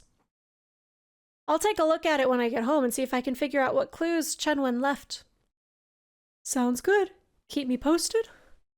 I will. Thanks for the help, Quaylee. As we leave the building, I tie the book shut and clutch it tightly. I never thought my brother to be the type that would keep a journal, actually. I guess there are parts of each other we don't know. Were you too close? Yeah. I consider him to be the dog most like me. That turned out to be eerily true when I learned I would face him in the final ARIna bracket. We had a great time in the plains as puppies. I think that was the time I saw him the most. After that, we had to live apart from each other. We didn't speak regularly, but I'd see him during the break between an ARIna bracket or two. You know how, after you leave a dog, it's like your life goes on separate branches? It always felt like that. No matter how far away our branches grew, they would eventually come back and meet. We'll see if your branches meet again after you figure out that journal. Though I'm wondering, would you say that this is the furthest your branches have ever been apart? You literally left the island, and it's been so many years. Yeah, I've long known that we would go our separate ways, but I never expected that it would be such separate ways. There were some days when I doubted my decisions, that I wondered if my departure from the island divided our branches irredeemably. But I still have the hope that we'll come together again, like I said. Anyway, I'll go and read through this. Sounds good. Keep me posted. Let's chat again tomorrow. I should have saved before we made that decision. Oh well. Sounds good. See you. Okay, let's pause here. Let's take a quick break. So that way I can hydrate and process, and then we'll come back and we'll do more. It's about to be midnight. Woo!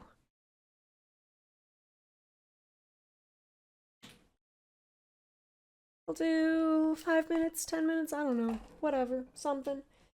And we'll come back and we'll see what's next. This game's a lot longer than How Long to Beat led me to believe. So, it's interesting. But hold on, before we go on the break, let me...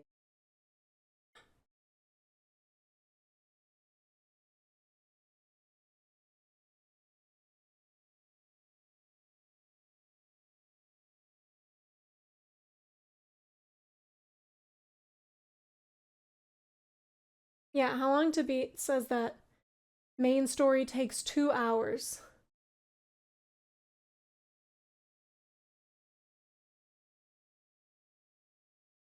And that completing the game takes 9 hours, and that is clearly not true.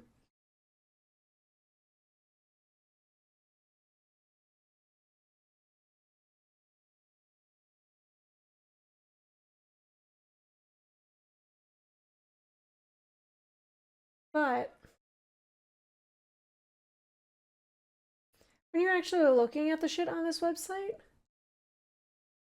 it looks like the main story is actually closer to 9 hours based on single player main story, 2 people polled on average 8 hours 56 minutes.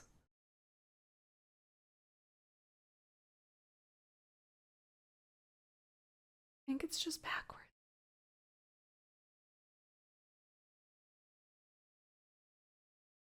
What does the rating mean on how long to beat? Why is it on a percentage scale?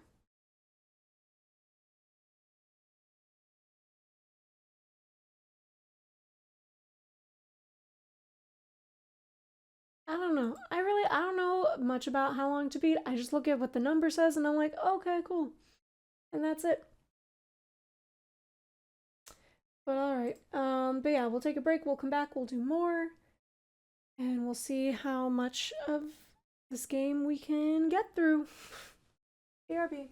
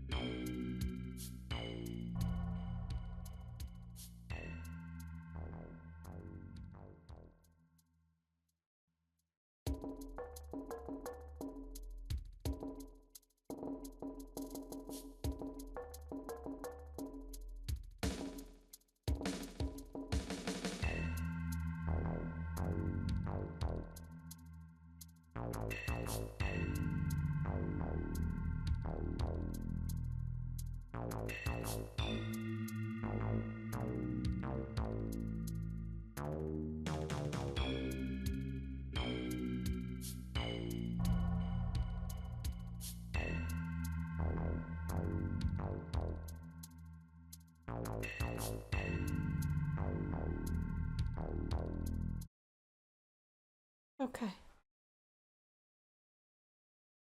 We're back.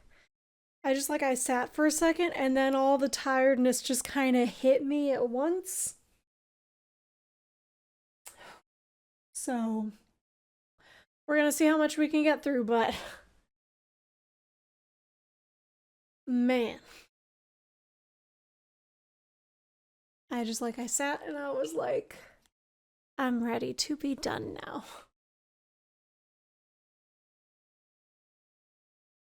Okay. Right, the next day. I stayed up late reading the journal. I have read roughly 1/3 of it, but so far, nothing stands out as a clue. Max left breakfast for me once again. After devouring the egg crepes, I sit in the armchair and pick up the journal again. Some time later. I'm hungry.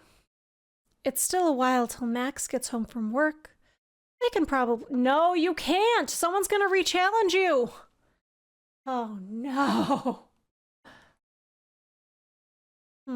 What's nearby? I remember seeing a fried sweet potato stall near me. Or should I get Ayu jelly? It's never not weird that Ayu happens to be the name of the dog and also the name of my favorite drink. Humming a tune, I check for my pendant and turn on Max's alarm system before stepping out the door. I double check that the door is locked and take the elevator down. Text him.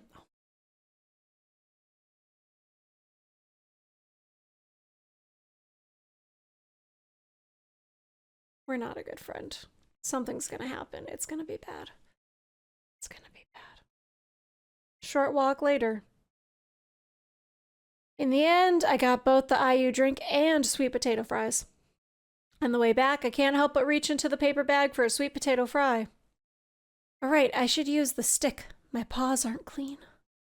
Take the thin bamboo skewer and stick it into the fry. Delicious hot steam comes from the hole I just poked in the thick, freshly fried potato. Delicately, I bring the stick up to my mouth.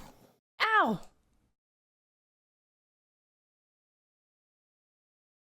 Where am I? Where is this?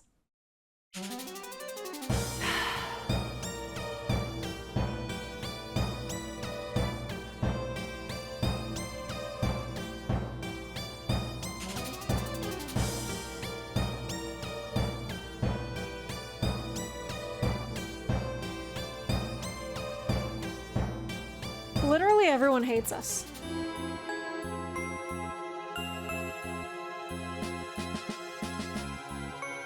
Hello, hello.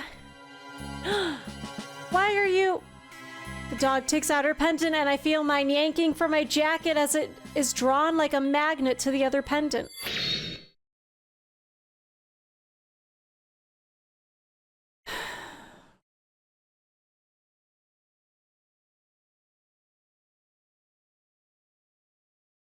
Stop leaving the apartment. Oh my God.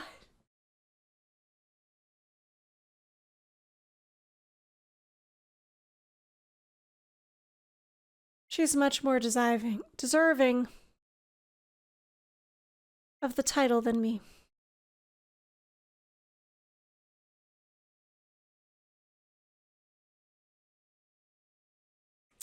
What confidence I have built up over the years has been shattered by this encounter. No matter what I do, I will never be as good as her. Is this what other dogs felt like when they went against me in the arenas? By pure luck, I prevailed against her. To have to rely on luck, I used to feel I was in control of my fate. Now I understand it's all just a dice roll. What's the use of trying? Even though the end result was good, I feel like there are many dogs that are much more deserving. They were so skilled. What did they do wrong? I grin as I strap myself down. ARIna by ARIna, I'm closer to fulfilling my destiny. I'm going to hold the power of all reality, and dogs will bow before me. No one will dare stand in the way of my freedom. I've worked so hard since the last arena. And I've come out on top, and so have the dogs in this bracket. Finally, dogs worthy of going head to head with me. The familiar sensation of the consciousness fading, yet still being aware and sentient. Like emerging from sleep, waking into a world that is real, yet completely parallel to real life. The emulated reality in which arenas are set. I'm buzzing with anticipation. I am so ready to eliminate these dogs. In this arena, it doesn't matter that all of us were the top dog in our past brackets. Here, only one of us can be the winner, and the rest, losers. These are going to be the most challenging opponents I've ever met. What if they outwit me? No. Stop. Take a deep breath, Sid. You're a little nervous, and that is natural. I'm sure everyone is wired up.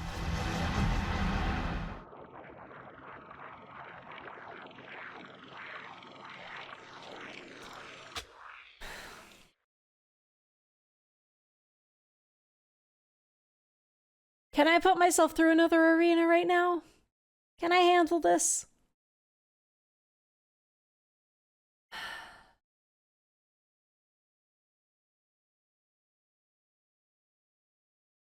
I don't know if I can manage this.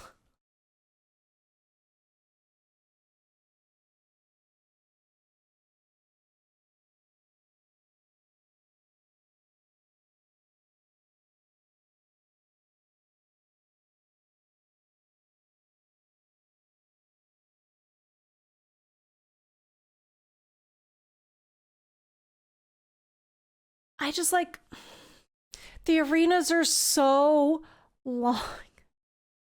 And we're gonna have to do, well, I don't know if we're gonna have like the flashback of what happened in the original arena, or if this one is going to just take us into the rematch. And we're gonna have to try to figure out how to fucking survive without the past knowledge, you know?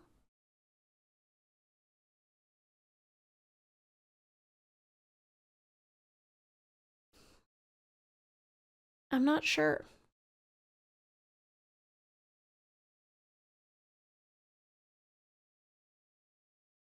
I don't know if I don't know.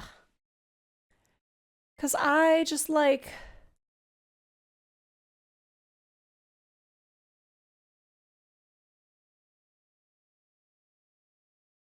I only get 2 pages of saving. Well, I guess we can save over this one because we didn't do anything. We didn't make any choices.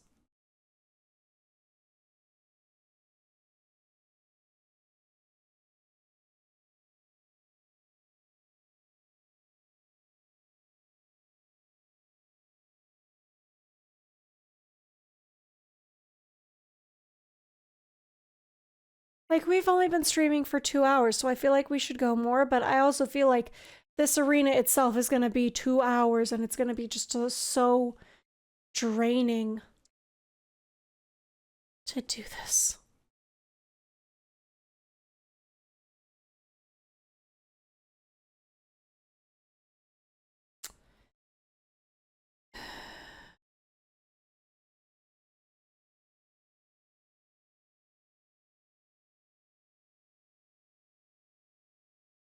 I don't know, man. I don't know.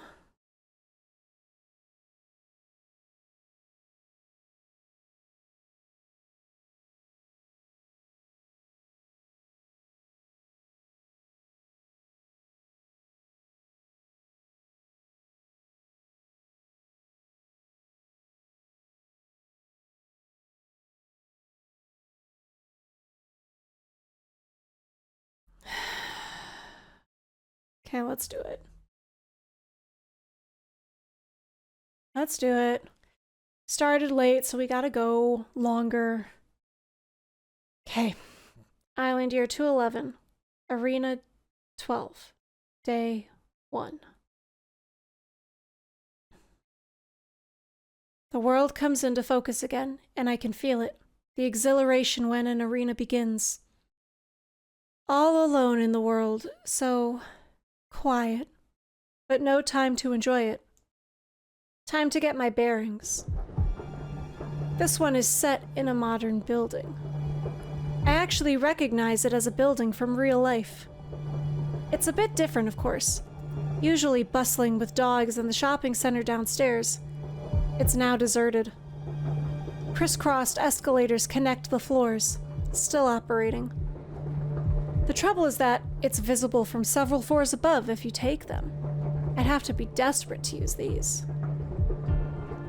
I'll still hop on the escalators if I have to escape from a tight situation, but let's hope it doesn't come to that. There are 20 of us, so I wonder how we spawned. From what I can tell, I'm on one of the lower floors. Or at least, if this is true to the real-world building layout. Assuming we are evenly distributed, that would mean there's only one dog every 5 floors or so. This is a tall-ass building. There's 20 dogs here. These 5 floors could be each dog's de facto territory. Since 5 floors is pretty vast for one dog to guard, it wouldn't be difficult for an opponent to slip inside the territory. On the other paw, it would also be risky to attack someone else's territory early on, because that would leave one's own territory vulnerable. Such are the inconveniences of going solo. Contrary to earlier arenas, it isn't common to group up immediately. To have gotten this far, these dogs can take care of themselves. But I prefer this. Never rely on anybody if you want to be able to alter reality. That's what I tell myself. No need to trust anyone, but it's great if dogs trust me. That strategy has worked for me thus far. I'm terrible. I take a walk around my floor.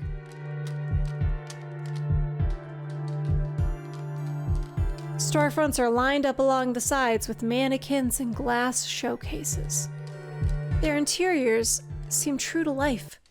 The storefronts I see so far have clothes racks set up neatly. This is an important observation, as some arenas seem more like set pieces, vaster and emptier. I enter a store and walk through the aisles, noting that they would be good hiding places, or like trees in the wild, good for breaking up line of sight. I continue to explore, feeling more familiar with the floor layout, but I'm also getting impatient to scout out what others are doing. It's risky, since I can't defend my own base when I'm gone, but being aggressive has often worked out for me. I might as well go for it. There's one ruler of reality, and I'm gonna be it. It wouldn't be wise to use the escalators, like I had noted earlier. That's begging for attention. If I remember correctly, there's a fire escape somewhere here. Locating the closest staircase, I begin my ascension. I take a cursory look around the 2 floors above me, but they are deserted. On the 3rd floor above, I tread more carefully, taking a look around every corner before venturing out. If I refer to the floor I landed on as the ground floor, then my theory is correct that each dog has 5 floors. I should run into someone soon. Of course, I'm still assuming that the arena does things symmetrically, which according to experience is reasonable. I head up one more flight of stairs, making this the 4th floor from my spawn point.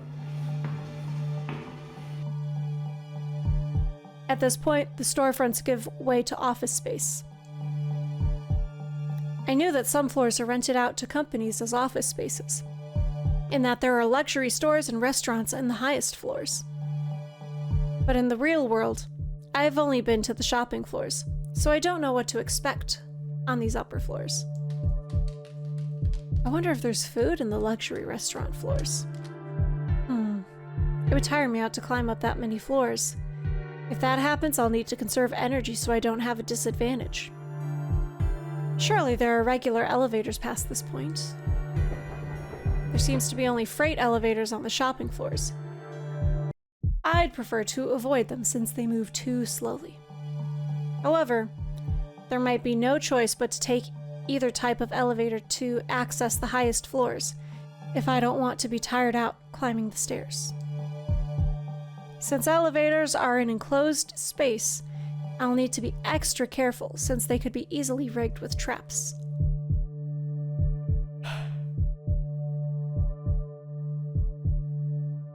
Now that I think about it, I should rig the elevators before anyone else gets to it.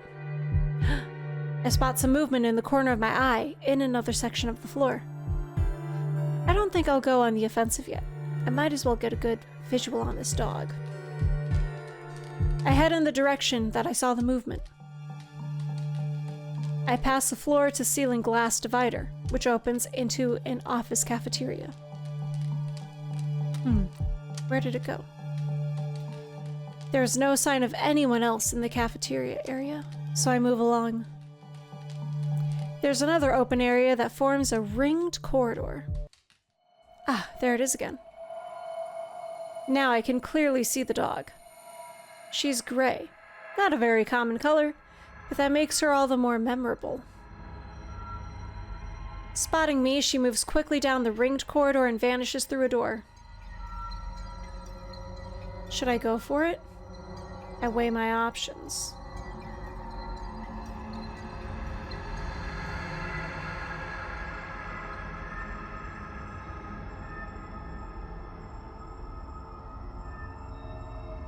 It's quite early on in the arena, so chances are she hasn't had much preparation.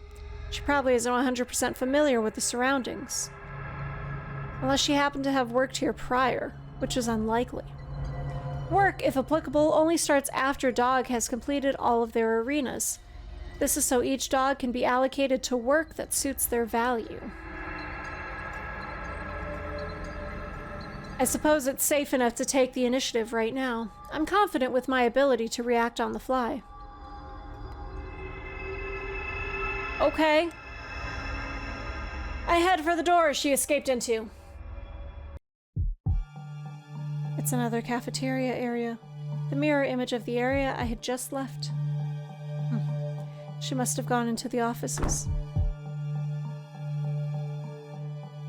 I walk down through the seating area, but suddenly a vending machine topples down, blocking the way behind me. How? I could climb over it, but the dog must know exactly where I am now. Trying not to think too much about it, I proceed into the offices. It's quiet and seemingly empty. I flatten my body below the height of desks. Where could she be? All of a sudden, a cabinet topples down toward me. How is this happening? I make a beeline for a gap between two tables. Good thing I wasn't squashed, but I want to stay hidden and leave the area. Sound from the furniture traps is surely how she avoids being caught off guard. The further in I go, the more apparent it is that the desks had been rearranged. Have I been funneled in this direction without even noticing? I gulp involuntarily, feeling the lump go down my throat. It's only the beginning of the arena. How did she manage to set this up so quickly? One wrong move and I'll be eliminated. Another bang and I jump. Forget finding the dog, I'm getting out of here. There should be a fire escape nearby, assuming it's connected to the one on the shopping floors. I scan the walls and thankfully I spy the door in question. Heading straight for it, I press on the button that opens it. It doesn't budge. No, no, no, no. I press again and again, desperately. Empty clicks ringing in my ears like my heartbeat.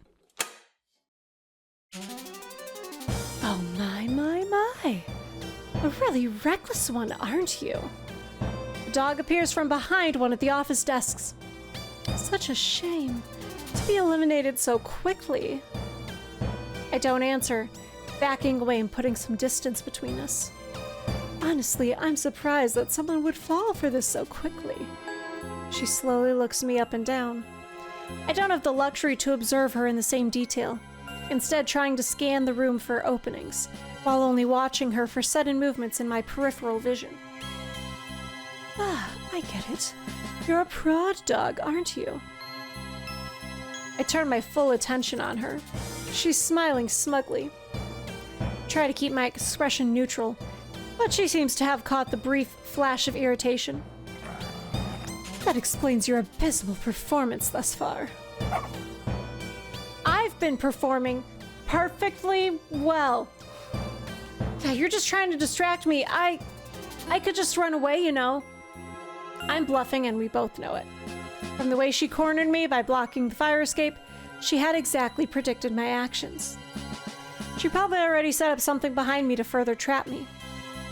I might be slightly larger than her, but at this stage in the arena, physical strength barely gives me a competitive edge.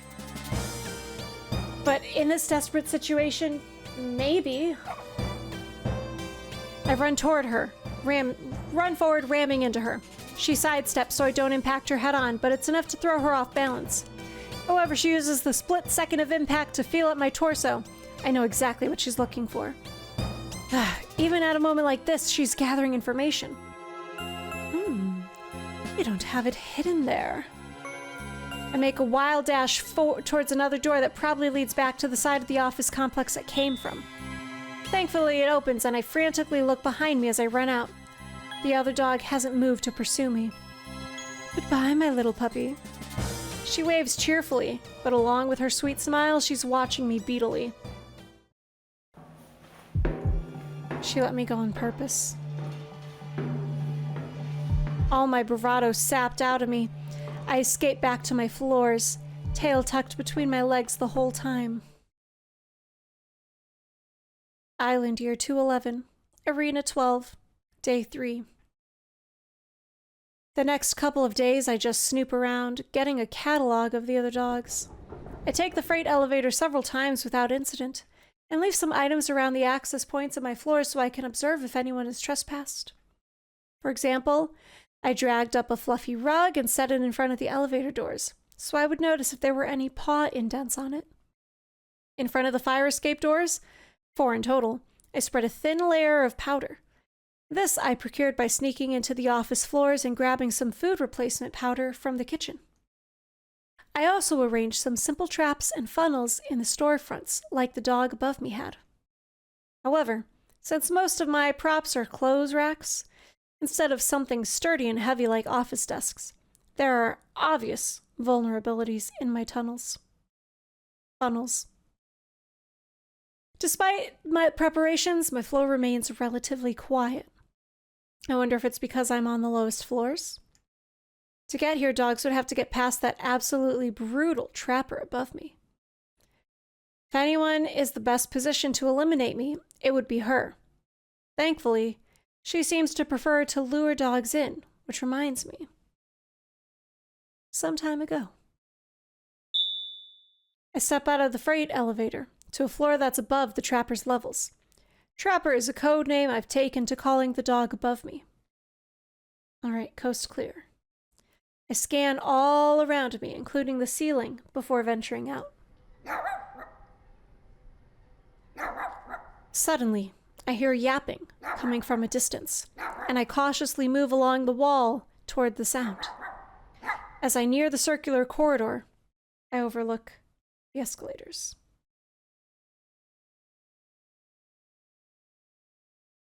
I can tell that the sound is coming from a floor or two below.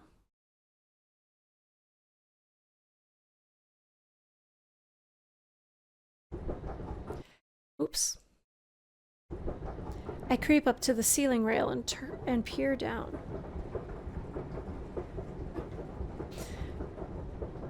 Oh, fish sticks. The trapper has a dog tied up very, very well. Its feet are bound together, and its torso is tied to the railings on that floor.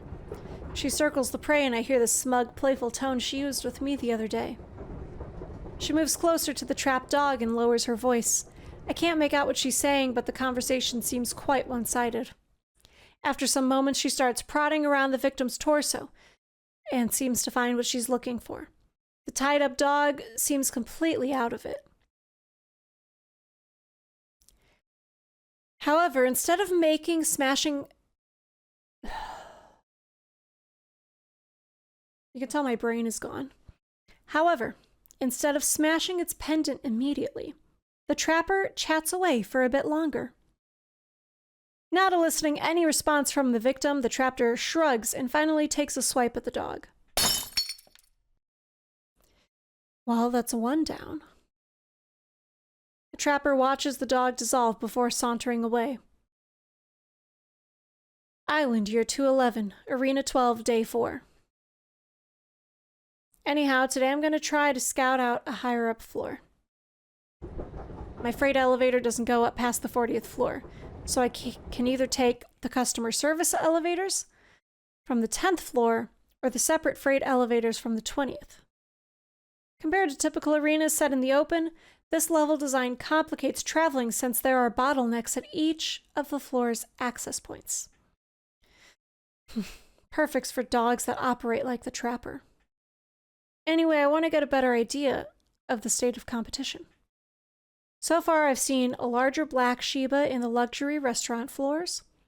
Dog eliminated by the trapper had occupied the floors above trapper from my guess. I arrive at the next set of floors. The amenities, basically luxury hotel rooms. There are some tripwires near the elevator, but luckily I spot them in time and avoid them. These wires are pretty thick. No wonder I didn't fall for them. Before I go any deeper inside, I need to plan an escape route. Circling the perimeter, I find a fire escape stairwell and triple check that it opens and closes properly. Can't take any chances after that narrow escape from the trapper. I memorize the route and head back to the elevator area. All right, I hope this works out. I'll pretend to be caught and lure the dog on this floor. I purposefully pull on one of the tripwires. But instead of a trap, it's a strong jolt of electricity. What the? I let out an involuntary yap. While not a lethal shock, it's quite enough to numb me. Sheesh. Now I see why these wires are thick. I limp away and hunker behind a potted plant to recover. Surprisingly, no dog comes. So once the feeling returns to my limbs, I emerge from cover. I pick a branch off the potted plant and use it to prod some of the remaining wires. I was hoping to get its attention, whoever it is. Might be busy, or perhaps it didn't bother to set up the wires to notify when tripped. I wanted to explore inside the hotel rooms, but if there's more of these traps, it's too dangerous. The scene of being at the trapper's mercy keeps replaying, sapping all my courage to go further. I went from being so confident to such a wimp.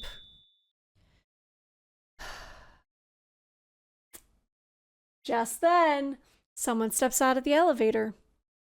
I follow my instincts and run. Down the corridor and to the left, that's the fire escape. Just before I can run out the corner, it calls after me. I can't catch you there, so listen for a second. That voice. It's her. I glance back. She's still standing in front of the elevator, so it doesn't sound like a trap. I pause, but only turn partially towards her, my body language making it clear that I intend to bolt if she makes any sudden movement.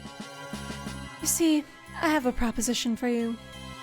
I'm interested in making these floors part of my trapper floors. Even she uses the term trapper? What's in it for me? My voice is barely a squeak. No, Sid, get it together. You can't show her any weakness. See, I'm interested in partnering up with someone. Though maybe partnering is the wrong word. I need a helper that I can be comfortable around. Of course, in return, you'll be getting much higher in ranking than you really deserve. Right. Under normal circumstances, I would have challenged her on her assumptions. I should tell her I can get whatever ranking I want without her. She wants someone she can be comfortable around? She means someone she can eliminate at any time. Never in my life has anyone talked down to me like that. But I can't even justify getting offended. Even someone as prideful as I am cannot deny the truth of what she's implying. She even had the decency to say it in a direct way. She really could eliminate me at any time. I have to agree so I can survive a bit longer.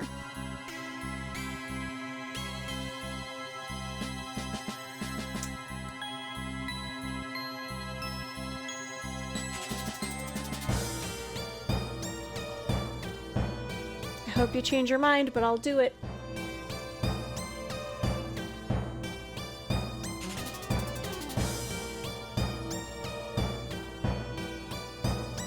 I'm just gonna be honest here. Maybe this partnership will only be temporary. I hope you change your mind, but I'll do it. She nods in response. Now, it's going to be hard to work together if you're standing that far away, but I understand why you're keeping your distance. So, see here. She reaches into her shirt and pulls out her pendant.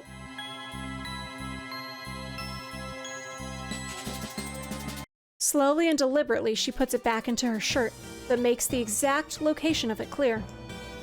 Don't worry, I don't need to see yours. Not right now, anyway. So, you want to come here and discuss a way to make these floors ours? Shakily, I nod.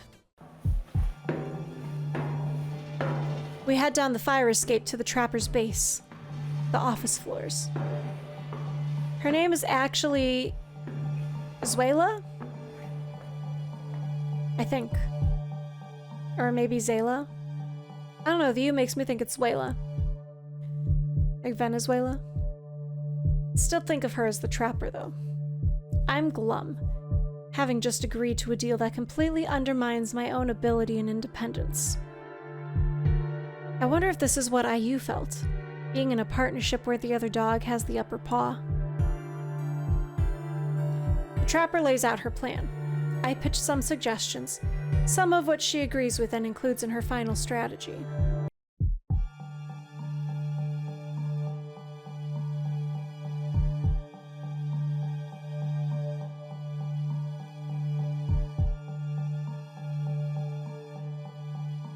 She also tells me to get a grip, because if I perform poorly, she'll eliminate me on the spot. Did I bump my arm? Why do I have like a bump here? Or is that just my vein being like super out? Can't tell. Maybe it's just the angle. I think... I don't know. I don't know, guys. I'm fucking losing it. I don't doubt she'll make good on that threat. Some time later... we split up to our respective floors to gather supplies for the offensive plan. We need rope, wire, and hooks. I also rip up some clothes into wide strips, which I wrap around my legs. With all that set, we head up. Me by elevator and the trapper by fire escape. Once I hide, you trip the wires, got it? I nod and wait until she vanishes into one of the hotel rooms. Here goes. I prod the tripwires, though this time my legs are wrapped in layers of cloth to insulate against the electric shocks. Time to put my acting to the test. I quickly unwrap the cloths and hide them in the potted plant nearby. Then, continuing to yap, I fall to the ground, pretending to be in pain. Yes, she fell for it.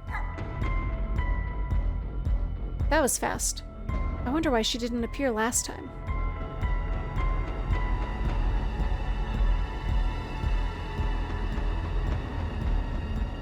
Now that I think about it, the trapper wasn't worried at all about asking me to collaborate on enemy territory.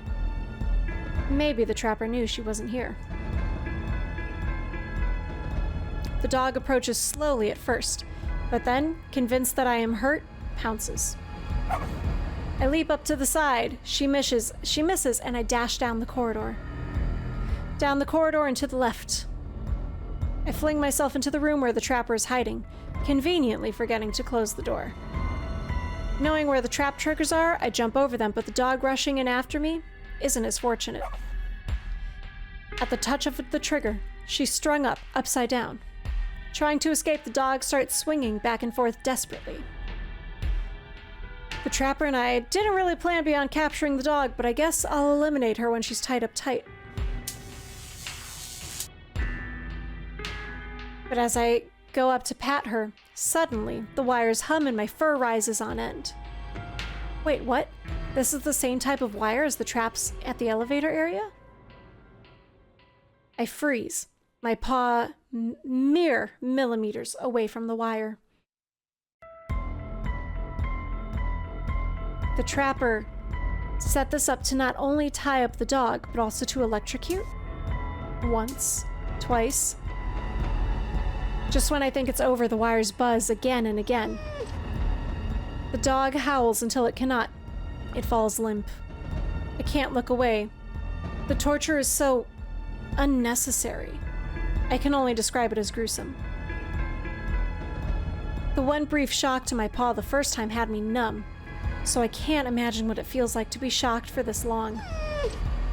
The dog is still conscious, but her wide, lolling eyes makes it clear that she's in pain. I've never seen a dog as sadistic as the trapper in the ARInas.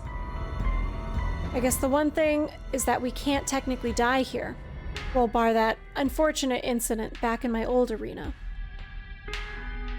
We can't afford the time to torture fellow dogs. Usually we just get the elimination over with. I jump as the trapper emerges from inside a closet. So she was here this whole time. Why didn't she show herself until now? Hi there. Dog squirms, but it doesn't seem to be able to answer. Not a very talkative one, are we? Is this how she treats all the dogs she traps? Talk to them until they'd rather be eliminated than listen to her any longer? She's just been electrocuted. Of course she's not talkative. Fish sticks. I shouldn't have said that out loud. You're right. Silly me. Just trying to ease the tension. Her tone. She's totally enjoying it. This is so twisted. I can't stand it anymore. Why are you being so sadistic? Let's just eliminate her and get it over with. Oh, Sid. Such a noble dog, aren't you? Sadistic, you call me. What about yourself? What do you mean? You know what I mean. You're here in this bracket. You've done your fair share. She smirks lazily, her lips curling up to show her canines. I've never been like this. I saw you eliminate another dog the other day. You were taking your time, even though it was already tied up just like this. Oh, that poor dog. I was just trying to find out his name. She suddenly stops smirking. You know what? I was kidding. What I said the first time about prod dogs. Oh, that? The sudden change of topic catches me off guard. Right, she said something about prod dogs the first time we met. I forgot all about that. I was so focused on escaping. Kidding or not, it doesn't make a difference to me. Well, I was kidding when I asked if you were one because I know you were raised as one. I scoff. What do you know anyway? Just because I was in an ARIna or two in the plains doesn't make me a prod dog. I suppose not, but maybe you wouldn't have made it this far if not for that. If you worked your way up in that environment, there's something about it you can never shake off, even if you want to. It doesn't make a difference to me, I said. There's no need to discuss this. Let's just eliminate the dog. All right. If you wish, you can do the honors. But we will talk again. We will talk about how you killed that dog in real life by killing him in the ARIna. I've been intrigued for a long time. Ignore her. Just focus on what's at paw. I searched the dog for her pendant. She doesn't resist whatsoever. When the trapper cornered me, all I could do was run. She doesn't even have the option, so what would be the point of resisting? I find the pendant and crush it with a clean swipe. The wires, once taut with the dog's weight, now hang loose. I turn to the trapper. Look, I'm not sure why you want to learn about my past ARIna, and I don't care. To be frank, I might not be able to answer your questions. I didn't do anything on purpose. It could have been a hardware malfunction with the ARI equipment. The trapper gives me a gleeful smile. Even after all these years, you're still in denial. But next time, we can find out. With that, our job here is done. With me in tow, the trapper wastes no time in gathering supplies and building traps. By the end of the day, the floor is effectively a trapper-certified floor as well. Island Year 211, ARIna 12, Day 6. The following days, we eliminate several more dogs. It's strange to have things consistently going well again. I can't help but draw parallels between my current partnerships to the one between me and Ayu. Except now, I'm the disposable one. Please endure and survive, Sid. If I can endure and survive one more day, I can repeat that phrase to myself. I feel like a shell of my former self. There's one ruler of reality, and I am not it after all.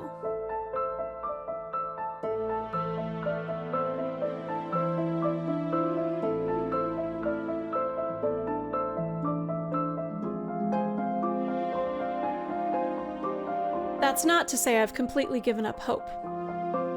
I've just had to update my expectations, realistically. In the meantime, I scout things out for the trapper.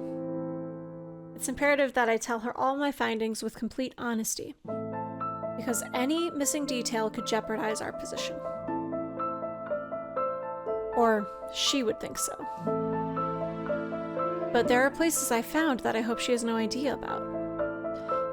I make a mental note of these deserted rooms and move on. They could be control rooms, storage rooms, and the like. I hope I find something that can help me turn the tables. Not that my existence is really that miserable. I would still come out with a decent ranking, and considering my current status, that's enough to end up in the top 10% or so. That'll give me enough standing to live with reasonable freedom. I won't be completely free, like my goal was to become, but to answer to 10% of the dogs on the island isn't the worst that could happen, right? So I accept that it's fine to go along with the trapper. Accepting the fact is a blow to my ego. It feels like everything I've expected of myself for my whole life has been proved a lie. My values, my fight for freedom. I wanted to play the ARI's game to win, because winning it would bring me power. But now, I realize my reality is bounded by the rules of the game. I cannot change my reality any further. Anyway, stop spacing out and get back to gathering supplies, Sid. Sometime later, I'm resting in my original home base, the shopping floors. Though to describe it as resting might be too optimistic. I'm shivering, my heart pounding so loudly in my ears that it's the only thing I can hear. Get a grip. Get a grip. But stop the shaking, I cannot. It's getting harder and harder to calm down these days. Maybe that's why the trapper decided to teach me a lesson. Some time ago. We eliminated the dog we were pursuing, up on the outdoor observatory. Unlike the regular observatory, with floor-to-wall glass ceilings, this was the real deal. There's nothing separating ShIba from the sky, or ground. Up there, the trapper caught me. It was over the ledge that she had dangled me. I arched my neck up to see only the top of her face peering at me. The wind in my fur, the view from up high, the city which I had fought tooth and claw to come to. The city where I thought my dreams would come true. Dreams I thought I could make come true as long as I worked hard enough, as long as I outsmarted enough dogs, as long as I betrayed and used enough dogs. She could see me unraveling. She wanted to give me an ultimatum. She graciously told me that it wasn't my performance that had been suffering. as I hadn't made any mistakes that cost us eliminations. Sure, there had been a dog or two that got away, but they wouldn't have been caught in the first place, mistakes or not. But she could see that my mental state was a risk. The upside-down view of the city, combined with the blood rushing to my head, made me almost lose it. But I promised her. I promised her I would get my emotions in order and not pose a potential risk. With that, she let me go and told me to take a day off. So here I am. Here I am, lying immobile and shaking uncontrollably. She needs me. She didn't eliminate me right then and there. She must see a future use for me. But I can't see a way out for my future self. The view of the city upside down, my limbs tied up and at the mercy of the trapper, returns to me. Dog damn it, Sid! I yell and yell. I wonder if the trapper can hear. I mutter more quietly this time. Who cares what she thinks if she hears me losing it? I'm just coping. The view of the upside-down city. Coping. Screw coping. I'll play the game like I always did. I'm not doing well right now. But there's one way to escape the allocated reality institution's game. The only way to escape the game is to play the game. This game that everyone has to play. The arenas. And since I can't play the arenas to win the arenas, I'll play the arenas to escape the arenas. Ha ha ha ha! Sometime later.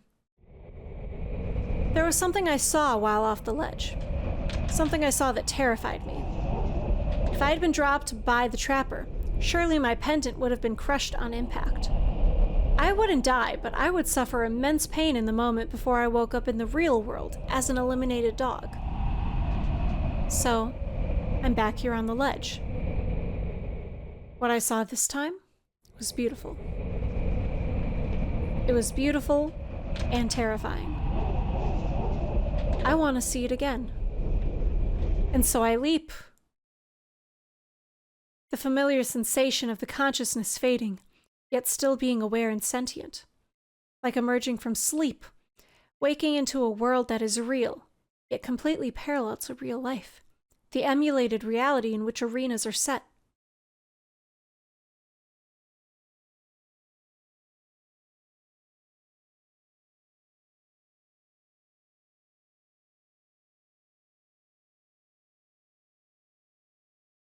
So we killed ourselves in the last one?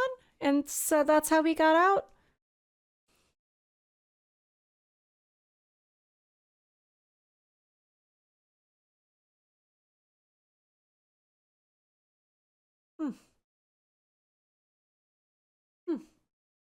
Interesting. Present day, Island Year 224, Arena 12, Day 1.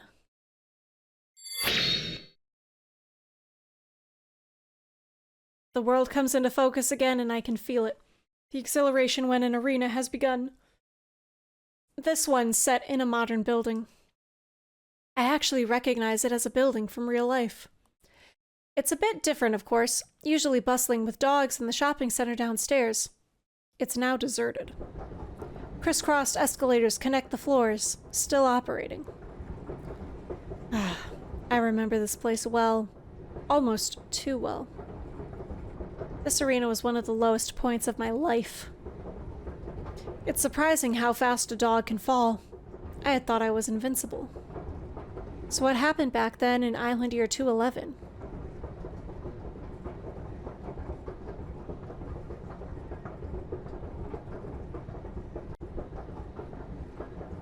I mean, you went up there to hunt her, but then you were caught by her.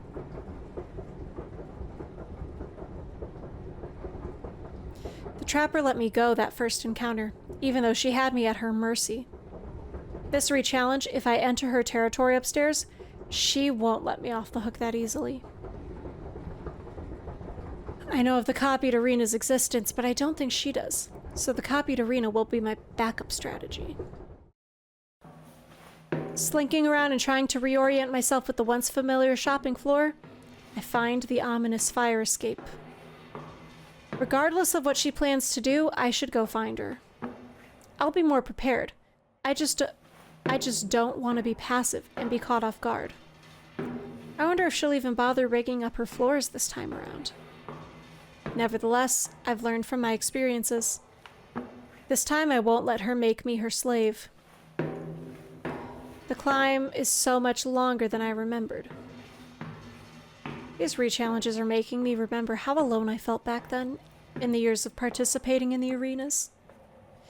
In the real world, I can chat and eat all I want with Max and Kuei Li. I can create and maintain friendships, enjoy the sunny days. In the arenas back then, everything was so solitary. Here, I'm back to being all alone. The climb seems to stretch on forever, with just me and my thoughts. I have to tough it out. Think of it as a mission to beat in order to proceed to the main story, to find Chen Wen. I reach the office floors. The scene of me being cornered by the trapper flashes through my mind again. With no other survivors to save me from the basement. Never mind. I'm thinking about a game from K9, aren't I?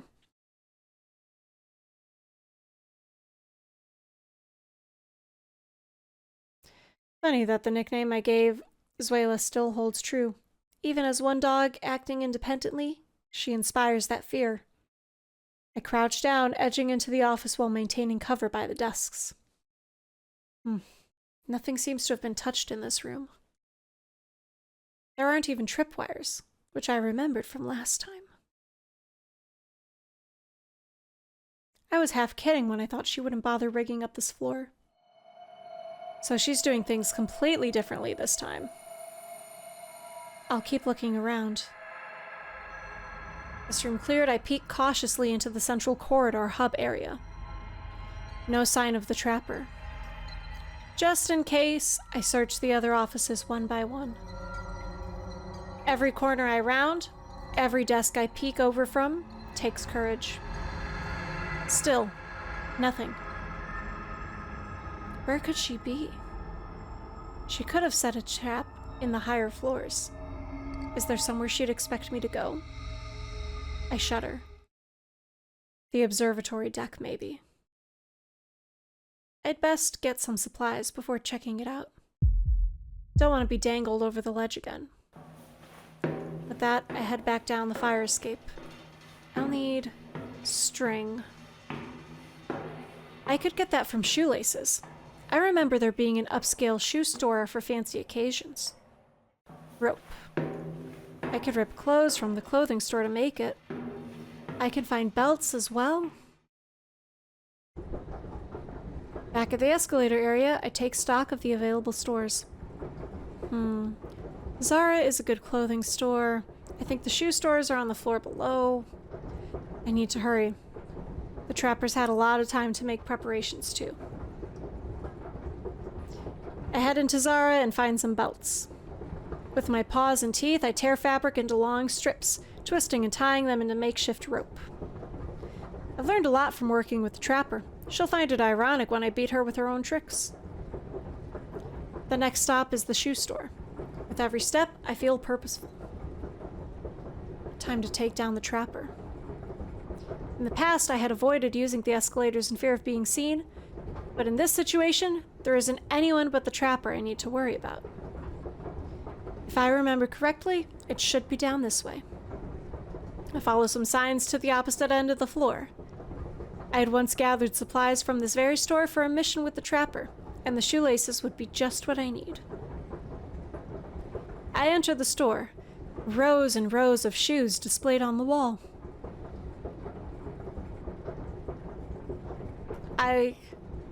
This is Payless. This is a Payless store right now that we're in. That sign is orange. That's Payless colors right there.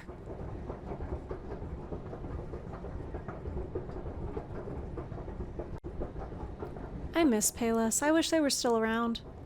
That was like the shoe store for most of my life. Now it's not, and I'm an adult, and I understand that you need to put money into your shoes if you want to, like, take good care of yourself, and it sucks. I don't like spending money, but it's useful.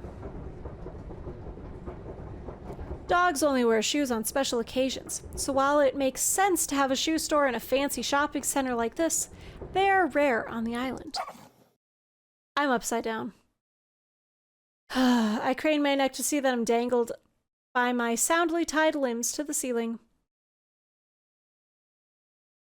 I don't realize it then, but now I remember when exactly I grazed the tripwire. I'm glad my hunch paid off. I remember this voice, the trapper's tone reserved for prey. Oh, hi, Zuela. My heart is pounding and I'm starting to get dizzy. I struggle and pull with my legs, which only results in me swinging back and forth.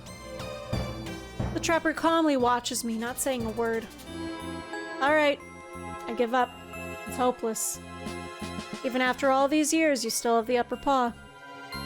I was naive to think I could surpass you. Just eliminate me already. The trapper stands still as if contemplating it. It's humiliating. She read me like an open book. Just do it! I've been puzzling about this ever since that time.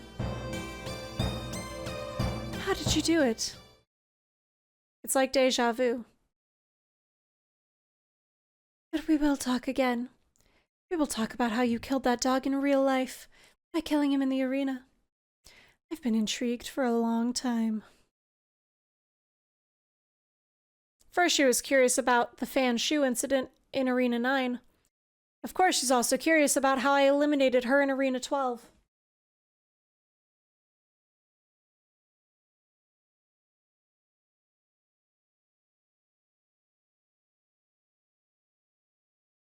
If I were her, with such lethal skills, I would be curious too. I'd be curious about how Sid, a weak minion, turned the tables on her. I'd kept it a secret for many years, of course. I didn't want to let it become public knowledge. If other dogs started trying what I did, it could bring down the entire structure of the arenas. At the time, I had thought about revealing my cheat. The island could break free of the ARI's grip. In my dream, Shiba Inus would no longer be separated as good and bad dogs. I need to sneeze.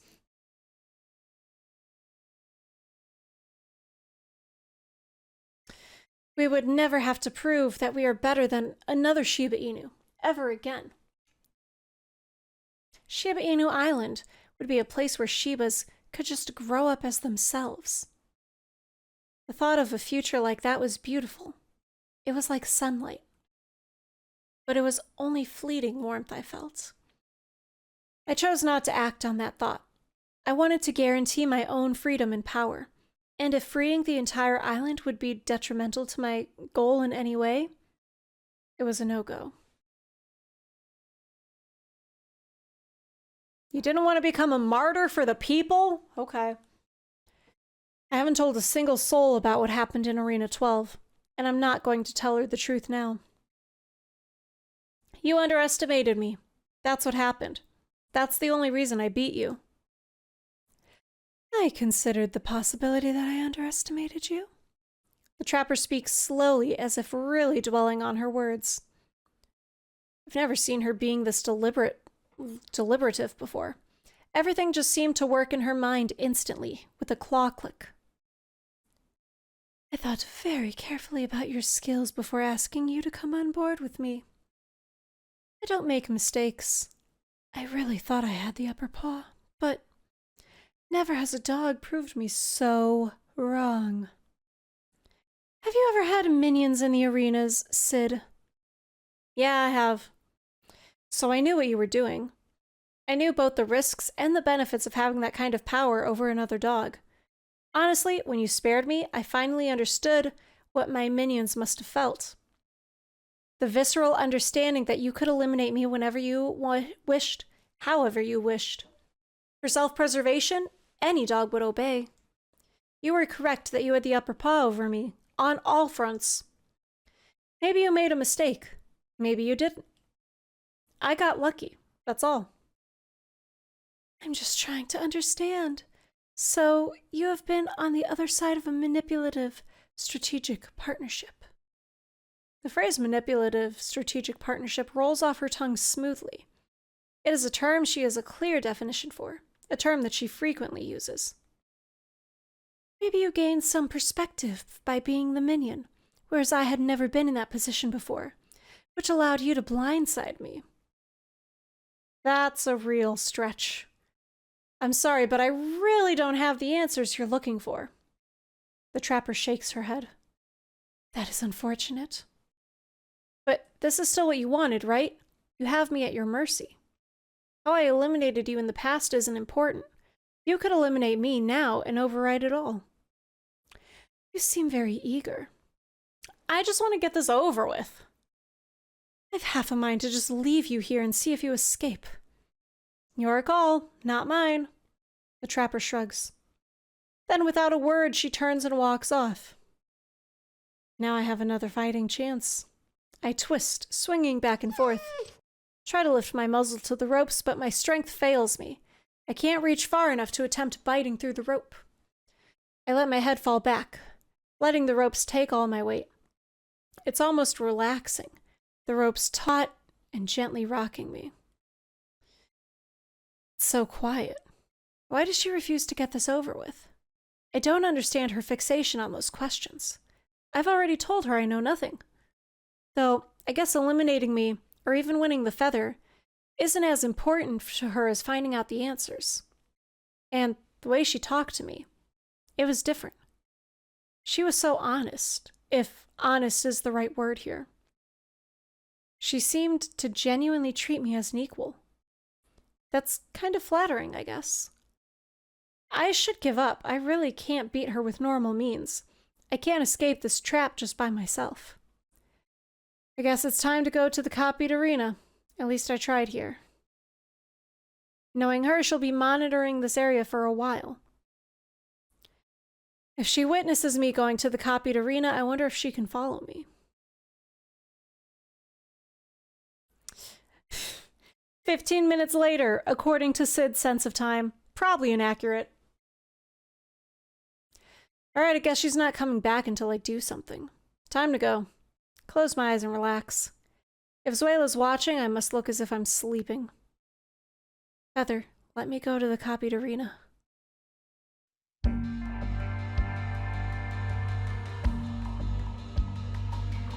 When I open my eyes, I'm in the air, but the ropes that snared and hung me are gone. Nice. I take my pendant out from its hiding place and snap it open. The feather sits there, shimmering as if smiling in its own way at me. You're so reliable, as always. Thanks for letting me harness your power. I love you. I plant a soft kiss on the feather. Obviously it doesn't respond, but throughout the years I've had this feeling that it appreciates my gestures, somehow. Time to spy on the trapper. I hum a tune without care, strolling around the monochrome building. I do a tour of my shopping center floors. Nothing there. Next, a leisurely walk around the trapper's office space floors. No sign of her. I'm surprised she's not in this area. Surely she'd have noticed that I'm gone. Was she really not monitoring if I escape? I'm certain that my physical body's gone from the ARIna whenever I enter the copied ARIna. At least, from my prior experience with the copied ARIna, it was so. If I were her, what would I be doing now? There are a lot of other floors to check.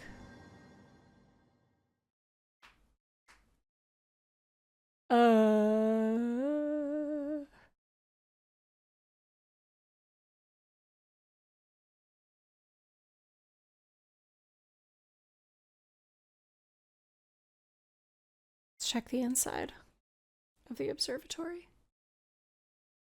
I look through the window, out at the copied city. Even in monochrome, it's beautiful.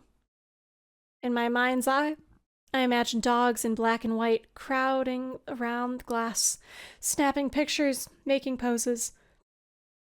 I remember trying to get a good picture against the skyline when I came here in the real world with my brother.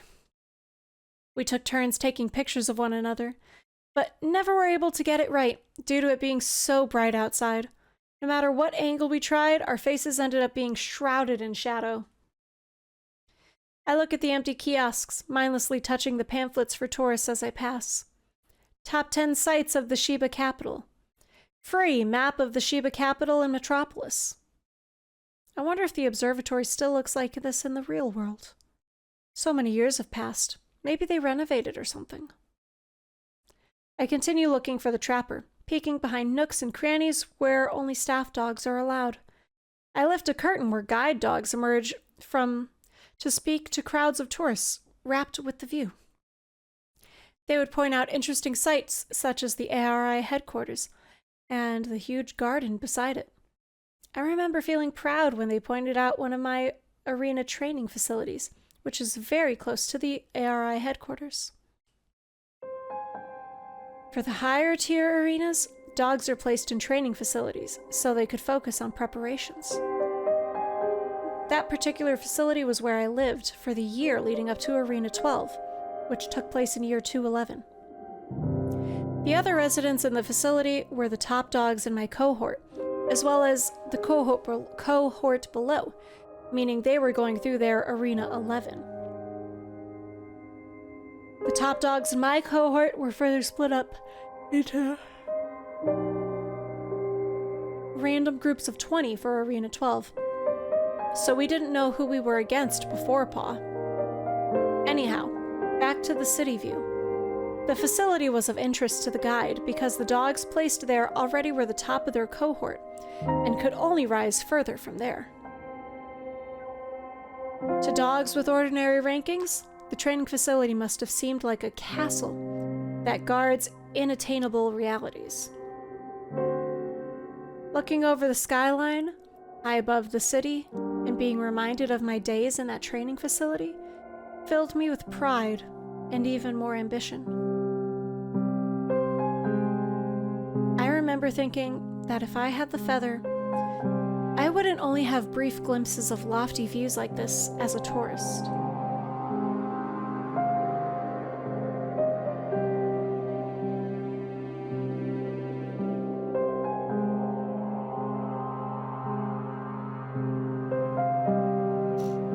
I would be able to have ownership of the view, looking down at the dogs below me, literally and figuratively. I continue looking for the trapper, but to no avail. The space is pretty open, so I feel confident that I've covered it all. So I head up to the outdoor observatory.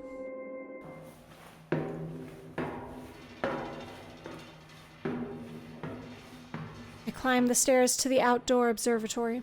It's an observatory that lacks all the safeguards the tourist one has. For good reason, it's not open to the public. Here, one is at the mercy of the whirling elements and, of course, the possibility of plummeting to death. Once up the stairs, I feel the wind whipping around me, gray clouds framing the pure white sun. I trot a bit further around the perimeter, and there, I spot the trapper.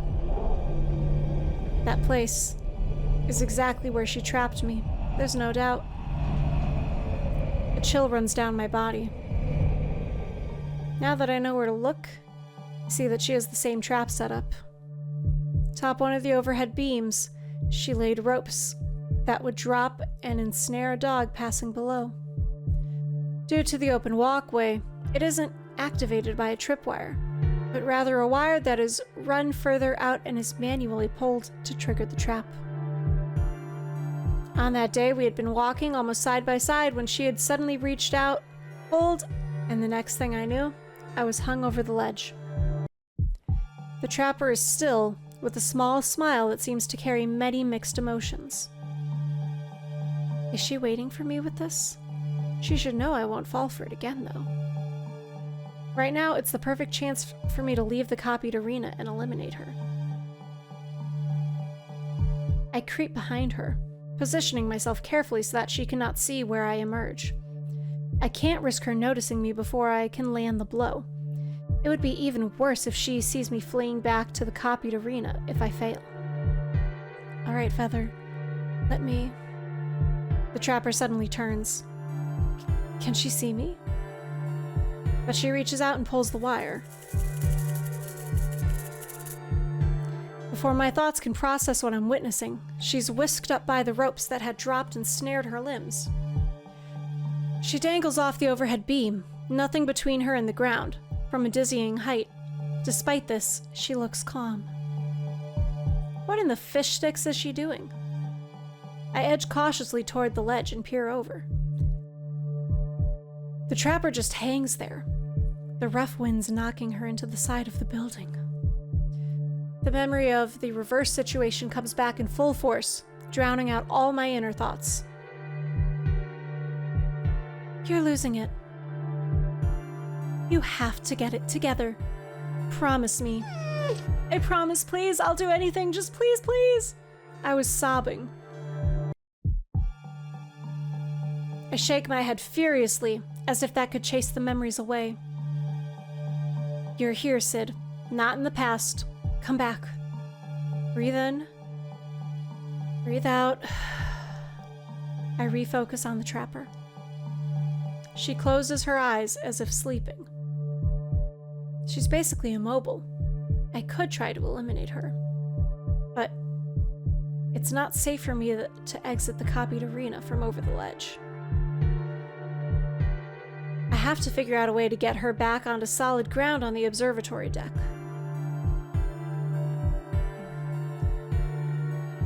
I think I'll try to lure her up by telling her I was lying before, and that I'm ready to tell her the answers to what she seeks. I take a few steps back as to be out of sight when I emerge. Feather, let me return to the ARIna. With the simple thought, the color returns to the world. Now I'm in the real version of the ARIna, where I can interact with the trapper again. I stand still for some moments. The idea was to speak to the trapper to lure her up, but my mind is suddenly a blank. Maybe I'll go up to the ledge for dramatic effect. She'll be able to see me. I'll stand on tiptoe. I'll ask her, "What are you doing?" to start the conversation. It'll be suspicious if I just open with, "Come up here, I'll give you all the answers now." She'll probably respond with something I wouldn't understand the first time. I'll ask a clarifying question. "What do you mean?" Then I'll subtly redirect the conversation so that she'll come back up to the ledge. Sid, how long are you going to hide there for? Did I just make that weird sound out loud? I guess I can't pretend to not be here. How does she always know when someone's there? Did she get hearing enhancement surgery? Or are her family genes not devolved by technology, so her instincts are as good as our ancient ancestors? Anyway, I brush away the silly ideas and step up to the ledge. She's still dangling there. No tricks, it seems. Though, I hope that she doesn't have some trick to pull me over the ledge. According to my plan, I'll start the conversation innocently. "Hi, Zuela.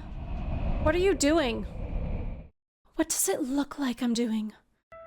I'm sure you haven't forgotten this scene." Of course I haven't. Except our roles were the other way around. To put things simply, I want to understand how my judgment went wrong and where it went wrong. And you think you can do this by role-playing my experiences? That is what I'm hoping for, yes. I don't mean to sound dismissive, but what's the point?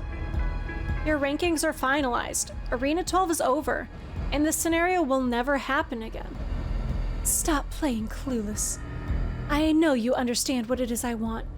Maybe it's closure. I underestimated you because I was so sure of my own judgment. I wasn't open to the fact that you could be a late bloomer and that we would actually be equals. You could save me the trouble if you just answer me straight. How did you escape my detection the whole time, when it was just the two of us left in the ARIna? If you truly see me as an equal, you'll understand I'd prefer to keep some secrets for my own reasons. I don't want you to use them against me to eliminate me this time around. What if I tell you the reason I re-challenged you was not for the feather? I gulp at the mention of the feather. She notices from the way her eyes flicker back and forth, and she arches her eyebrow. It's the truth. Did you know that I work at the ARI now? I hold one of the largest slices of reality on the island. Do you even know why the feather exists as a prize for the final winner of the ARInas? As a part of the ARI and being exposed to its inner workings, I learned why. Trust me when I say I don't want the feather. It's almost a comical situation. The way she calmly delivers this new and valuable information while hanging off a 100-story building and being buffeted by the wind gives me an unexpected insight into her character.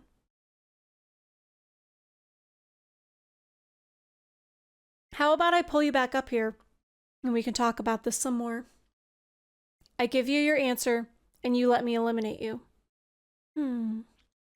Don't you want to hear more about the ARI? It does intrigue me, the reason that the feather exists. It's not like I plan to be involved with the ARI or the island for any longer after I find my brother. But the feather is still a part of my identity. The trapper's information might give me more understanding about what I could do with it. Sure, you can tell me more about the ARI.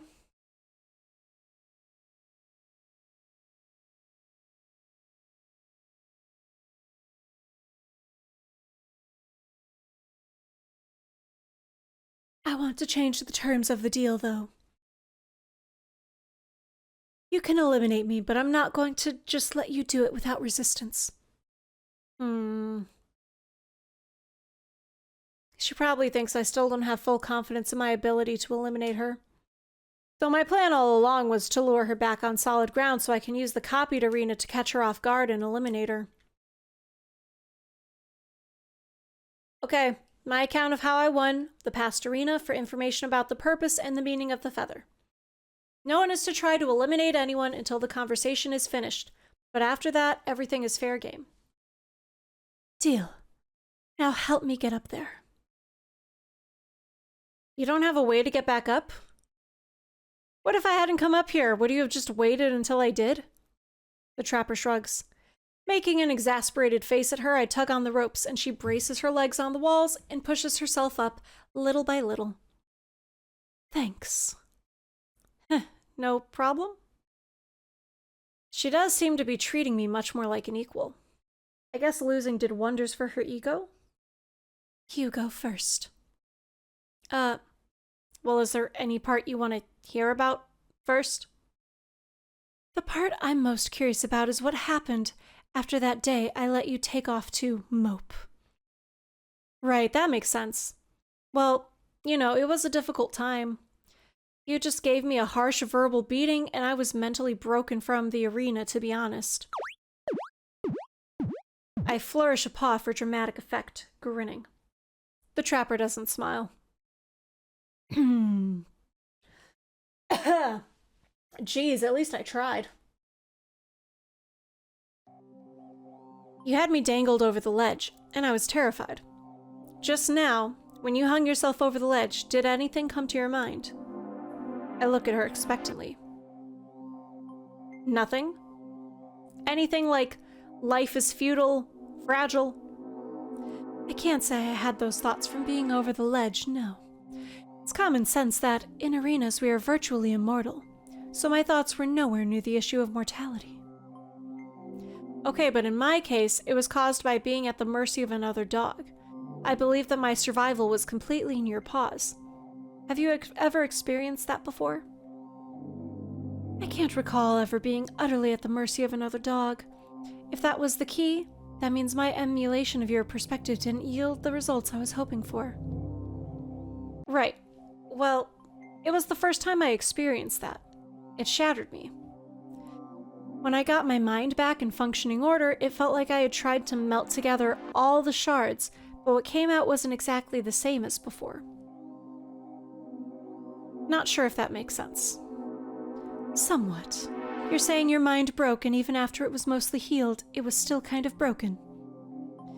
That's a very blunt way of putting it, but something like that. At the time, my thoughts became so dark and twisted that I wanted to give up. I didn't care anymore. All the years I had spent fighting in the arenas, wanting to emerge with the highest ranking I could possibly get. All of that, I was ready to throw away. Luckily, it was a fleeting thought caused by moments of despair. But I had realized that I should stop caring about the arenas. Not in the way that my despaired mind thought, which was to give up. But as I regained some of my senses, I thought, what if I could just break the arena? Break the arena? The trapper had been listening to me quietly, but I hear her softly repeat these words. I paused in case she wanted to clarify anything, but she's silent again, so I continue. Namely, I was thinking exactly of that rule that supposedly we are immortal in the arenas. What if I eliminate myself? As you were also curious about, I was blamed for killing a dog in real life, but all I did was eliminate him in the arena. Actually, that's a lie. I didn't aim for his pendant, did I? The trapper shrugs. When I met you for the first time in Arena 12, I had long known you were that dog, which is why I asked you about it. But you never gave me an answer to that either. But after joining the ARI, it turned out it was quite an interesting case. The ARI had investigated, and I was able to access all of the internal documents. The ARI's official explanation was that the deceased had latent health problems, and that the life support hardware had a brief malfunction at exactly the wrong time. The case was closed, even though the ARI never found any malfunction in the life support hardware. That stuff is designed to slow down your metabolism so much that even if you had some severe physical injury, you could still go through an arena that lasts a month. Huh. I'm not surprised that the case was investigated by the ARI. It would be a fundamental flaw in the arenas if you could use it as a means to kill a dog in real life. Is that what you're getting at? Had that been your intention, to truly kill him? To be honest, I tell myself I don't know. But in that moment, I really did wish him dead. I've replayed that moment many times in my mind. I'm sure every dog has had thoughts like that, wishing harm to another, in fleeting moments of anger. But could that have caused his death? Anyway, that is what I was wondering after I was hung over the ledge. What if I could just stop following the rules of the arena? Inspired by the death in Arena 9 that I was blamed for, I wondered if I could actually eliminate myself, even if official rules say it's impossible, or even kill myself. So I came back up here and jumped off. And I broke the arena. What is that supposed to mean? Clearly you didn't die in the real world, so did you eliminate yourself? But then, how could you have eliminated me? Yeah, it turned out both of my guesses of what the outcome would be of jumping off were wrong. If my understanding is correct, the arenas are programmed so that we can't eliminate ourselves by destroying our own pendants. Yes, that's right. We continuously test that out, and it's never failed. If your pendant was shattered by your own paws, you would not disappear from the arena world. The next dog to just touch your pendant will be technically listed as the dog that eliminates you. True, upon impact with the ground from such a height, my pendant was completely crushed, but it didn't disappear. I guess I didn't even need to jump and suffer such a painful experience. So, what I used to win is the other version of the arena I was able to break into, though. I'm not sure how I triggered it. Other version of the arena. In my head, I call it the copied arena, but I have this weird feeling that I shouldn't tell her that exact phrase. Names have power, especially since I use that term with the feather.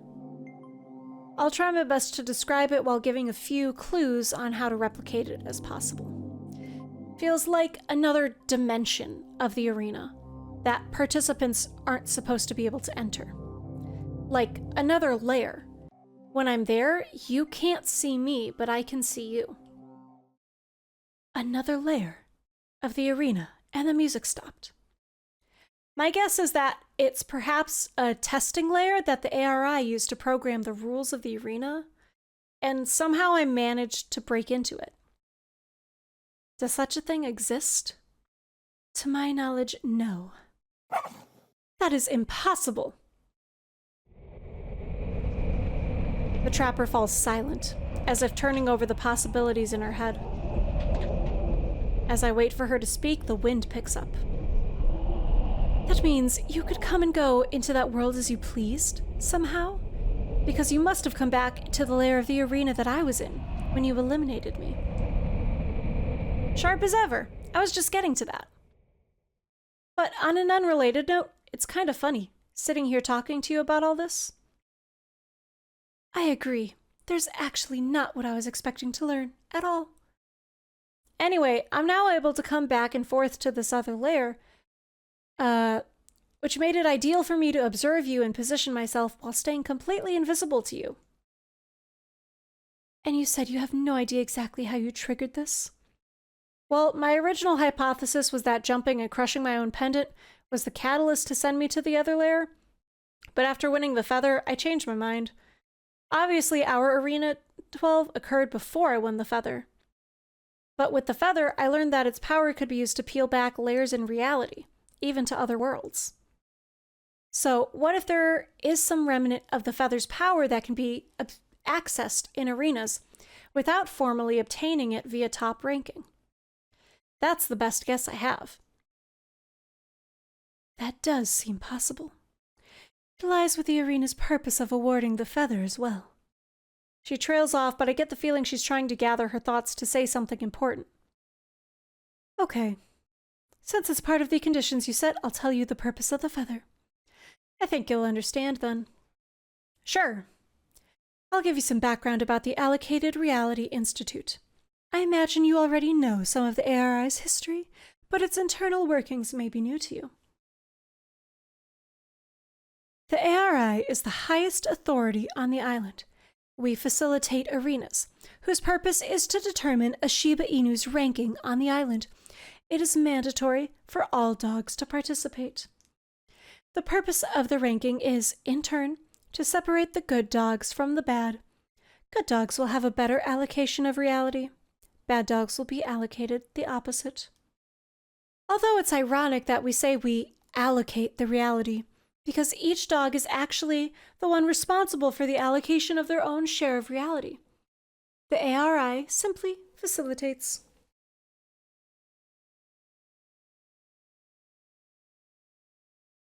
But, as you can imagine, there might be dogs that do not like this method of allocation. So the ARI added a safeguard. The feather of reality. In fact, the feather was an artifact of ShIba Inu's. The feather holds the power to alter reality directly. In the days of the ancient ShIba Inus, a group of elite Shibas used the feather to create a virtual world in which dogs competed. These competitions were used to determine which ShIba Inus were of suitable caliber to become new members of the elite group. So is this the Illuminati? No, it's just the government. As centuries passed, this group became more structured and would eventually become the Allocated Reality Institute as we know it. As technology advanced, the ARI developed software to take the place of the feather's virtual worlds. That's how the arenas came about. But since the software to facilitate arenas was based on the past virtual realities created by the feather, it could be that there are some feather-like features that should have been removed, but were not. We analyzed the data collected on every single arena. There have only been 2 known anomalies in the last 50 years. The ARIna 9 instance where the dog died, and the ARIna 12 instance with you and I. both of which you were involved in. Which brings us to the purpose of the feather. The ARI conducts stress tests on all aspects of the ARIna software. 2 centuries ago, when the emulation software was just being developed, the leader of the ARI always won the playtest rounds, no matter what. In official records, the ARI just concluded that this meant the leader fully and truly deserved the title and power to lead the ARI. But the other members actually suspected something more. They suspected that the leader was able to cheat the software, but didn't report it. No harm was ever caused. Subsequent testing without the ARI leader worked fully as designed.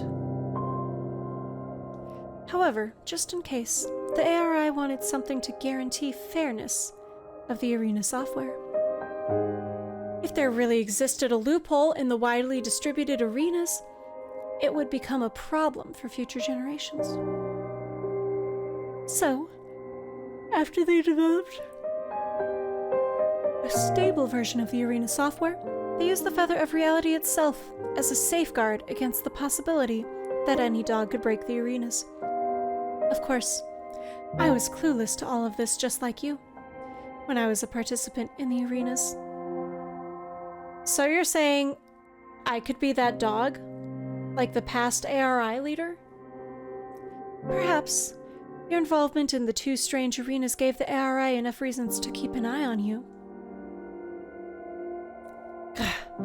Now that I've admitted to you that I've been accessing a part of the ARIna that isn't supposed to be accessed, aren't you going to rat me out to the ARI as a cheater? Well, no, that's not the point. Imagine the buzz on the island when our newly anointed bearer of the feather just up and left the island. That was right after I joined the ARI, since I had completed all my ARInas, finalizing my ranking at 98. However, compared to the general populace of the island, dogs within the ARI seemed unsurprised, almost like your departure was to be expected. So, they would prefer the dogs like me to be gone and to not cause trouble for the ARI? That's right. And the social order made by the ARIna rankings would never be broken. If they had a mechanism to get rid of dogs that could cause these problems, there would be no problems. The trapper nods. When you were describing your thought process behind jumping from the top of the building, it actually made me realize something. It made me realize how clever the ARI was in designing this. I would be one of the dogs of high caliber the ARI are looking for as members. However, I would never think about breaking the rules of the ARIna, not for 1 second. I perfectly fit the mold. The mold of a dog that will carry out the orders of the ARI without question, yet being an incredibly powerful, good dog. You, on the other paw, didn't hesitate to try breaking the ARIna. You just wanted to continue. You didn't care much for the authority of the ARI, the structure of the ARIna. You're the type that could cause trouble for the ARI if you had joined it. It's genius. Wow, that's a lot of self-awareness. Well, I am a top-ranked dog, after all. I'm smart enough to realize these things. But I am a good dog. I will never tell a living being these thoughts, apart from you. I will never act out against it. I will never speak out against it. I am comfortable as a member of the ARI. Fuck. I knew this game was gonna have a lot of, like, this. I just didn't think it was gonna go this deep into it. This is some real shit. I love it, by the way.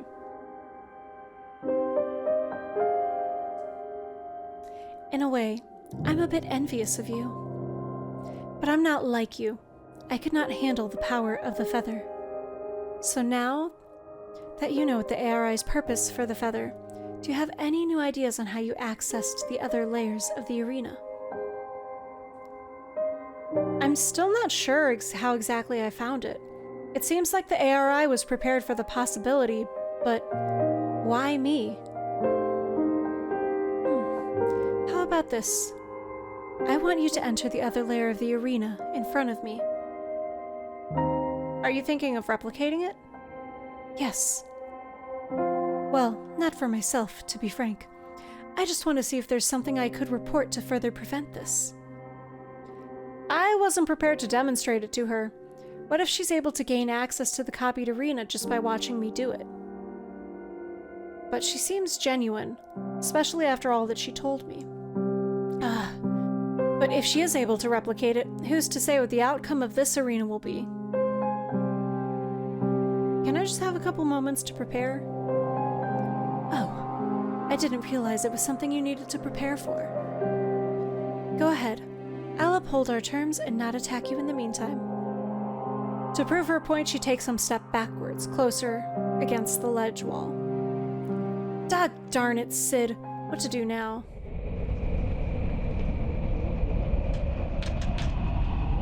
This wasn't part of the bargain. I promised my account of how I won in the past ARIna. So I technically didn't promise to demonstrate it. I can just enter the copied ARIna, pretending it's to show her. Then I'll just eliminate her. If she gives me any grief after the ARIna ends, I'll just say that I technically upheld my end of the bargain.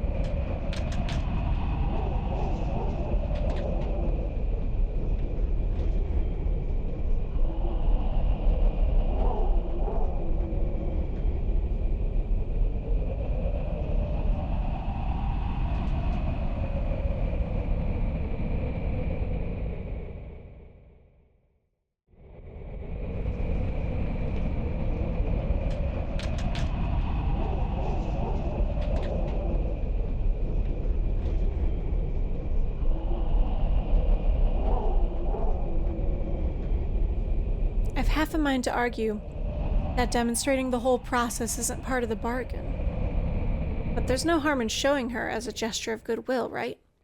She could try replicating my actions, but if she couldn't access the copied ARIna 10 years ago, I doubt she could now. Though, she's also now worked for the ARI, so she may have gained more insight into how the ARInas are fundamentally structured. Maybe, just maybe, she could replicate it. Oh shit. There's also the issue of what she said. I feel like the explanation about the feather being a safeguard is kind of sinister. I wish I had more time to think this through. Does it mean that every time I use the feather, I'm doing exactly what the ARI wants? Including leaving the island? I already feel dirty every time I use it. What if there's a limit of times I can use it? Then the ARI will kill me? From what she said about the ARI's investigations into my ARInas, it's highly likely they're still keeping an eye on me. There is no freedom. I will never gain freedom. Okay.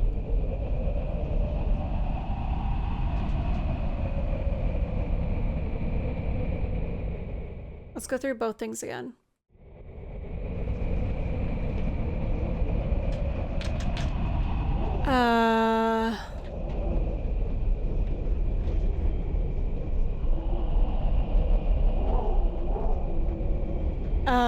Fuck.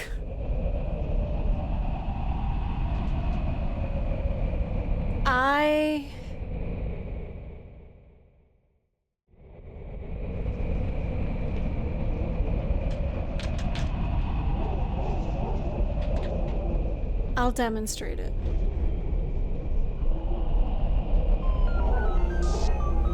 Alright, I'll tell you exactly how I enter the other layer. I raised my voice since we're still far apart. I'm listening. The trapper doesn't move, which is fine by me. She's indicating that she's not going to attack. Close your eyes and think. Think these words. Take me to the copied ARIna. And with that, I'm in the copied ARIna. She stares blankly at me. Rather, she stares into the space where I was, since I haven't moved. Just to make sure, I walk towards her, stopping when I'm just a paw's reach away. She doesn't move. her gaze still fixed on where I was. Just like that. She closes her eyes. I can't do it. No surprise, huh? To my surprise, then, she reaches in her shirt and takes out her pendant. It swings loose from her neck on a chain. Go ahead now. I've gotten my answer. Why do dogs have to be so dramatic? But sure, if she's offering, I have no qualms about eliminating her now. And with that, I jump back to the real ARIna, swiping at the trapper's pendant squarely, making sure to blink back into the copied ARIna right away.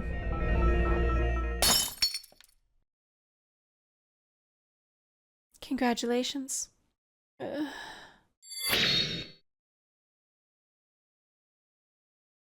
This is so embarrassing. I feel like I just drooled all over while I was passed out. Feeling slowly returns to my limbs as I move my paws and stretch my legs before pushing myself upright. Losing my balance, I collapse on myself, but with a second attempt, I lean onto the wall with a more dignified position. How is it that re-challengers are always the ones that wake up faster? I get my bearings. I'm in what looks like a library? The trapper, or should I say Zuela, as she is no longer the terrifying trapper to me, looks impassively at me. Where is this? You're in my office. It might be too late for an apology, but I had you brought here because it was more convenient. She basically kidnapped me. A long time ago. The two siblings lived in a structure made of obsidian. They playfully called it Obsidian Rock. Floating stairs led up the two entrances, one on each side of the rock. On the west wing were the quarters of the sister. She woke late in the day and watched the sun set. Her domain was the night, for she often could not fall asleep. On the east wing were the quarters of her brother. He woke early in the day and watched the sunrise. His domain was the day. He worked hard, taking care of matters relating to the outside world. In the afternoon hours, they played games together and took walks in the grounds. They collected puppies' trading cards and did battle with them, with all sorts of mythical creatures. They were displayed proudly in the bottom rooms of the rock. They collected books that told stories with illustrated panels.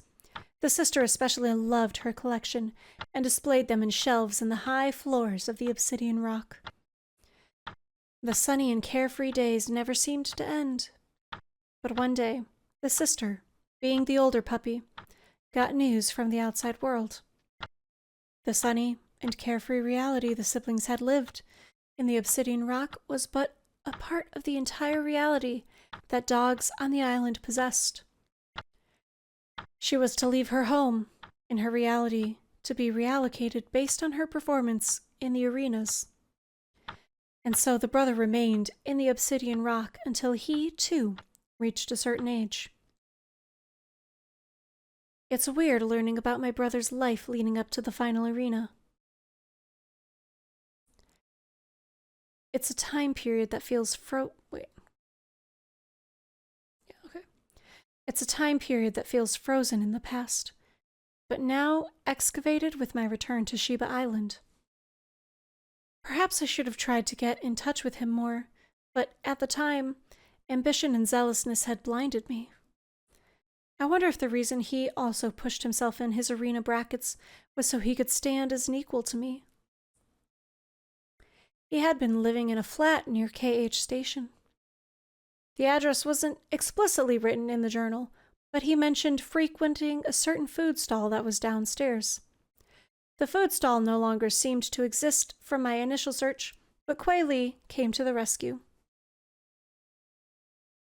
Quaylee was able to pinpoint the building by cross-referencing maps and websites from the decade past. The unit number was mentioned in the journal, 1824. If it's a typical building, the first two digits should be the floor number. Wouldn't it be funny if he's just been living there all this time? If only I had bothered to get his address before, we wouldn't even have needed to go through all this trouble. Well, he clearly knows you have no idea where he used to live. He might even have done this to really rub it in. Coily smirks and her tone takes on a joking but mocking tone. By now, I know she's just teasing me, so I just roll with her punches. Yeah, if I didn't already regret not keeping in touch with him better, I surely would regret it now after this obvious reminder. Let's head there tomorrow? Yeah, sure. Gotta head out now because I'm meeting Max after work for dinner.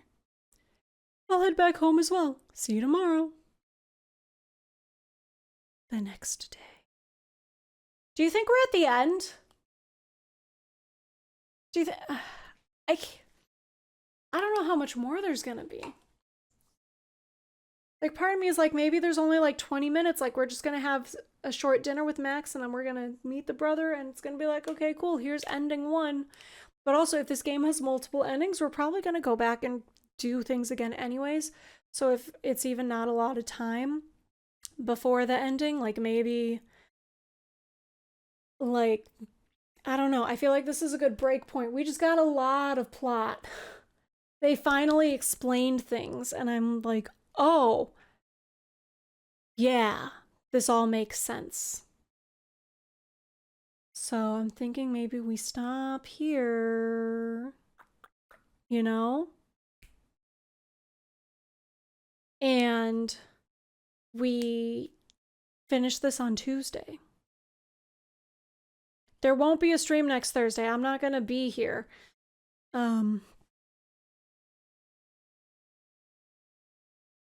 So, you know. But I think this would be a good time to save. I'm gonna overwrite this one.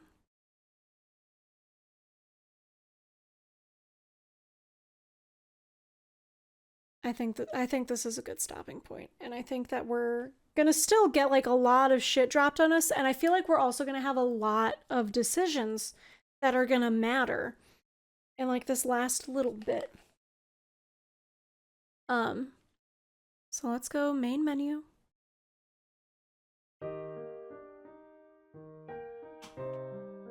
That was a lot, but I'm so interested in seeing what they're gonna do. Like, there's so many different things that this game is a commentary on, and I think that it's done it all in like a really good way.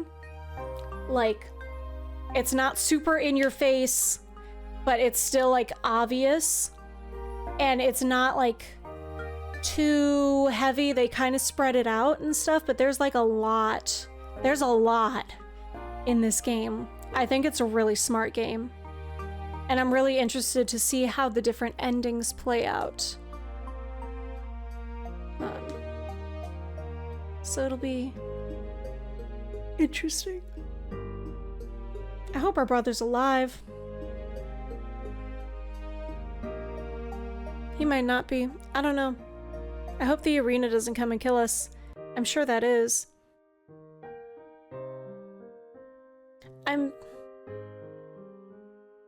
Hold on.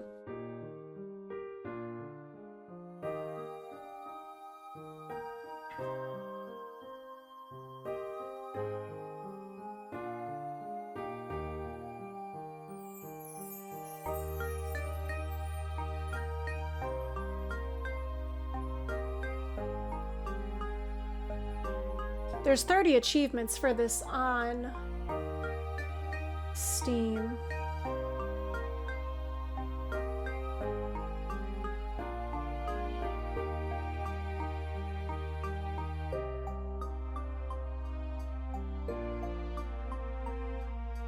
A lot of them seem to be with just like doing things in the game.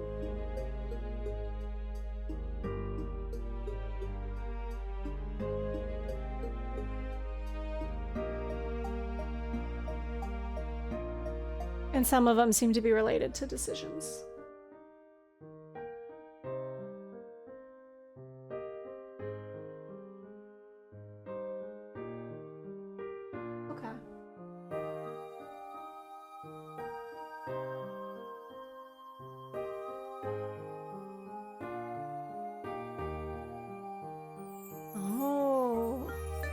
I just saw an achievement that you can die in a re-challenge.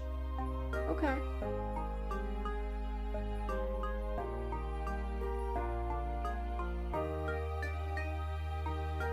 I wish the Switch had achievements, dude.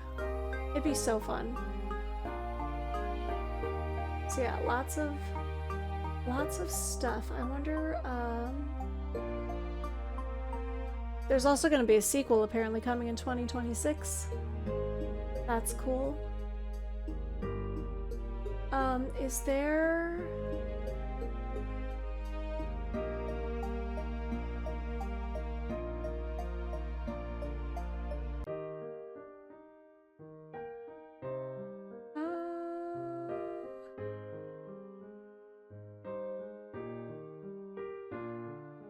Let's see. Doesn't look like there's on Steam like a like here's how to get all the endings thing. There's something called like the choices guide, but it doesn't say like right out front how many endings there are in the title, so I'm not gonna click on it because I don't want spoilers. So I don't know, we'll have to go through and find out, but we'll have to do that on Tuesday. But that was a lot. We just did 2 redo arenas.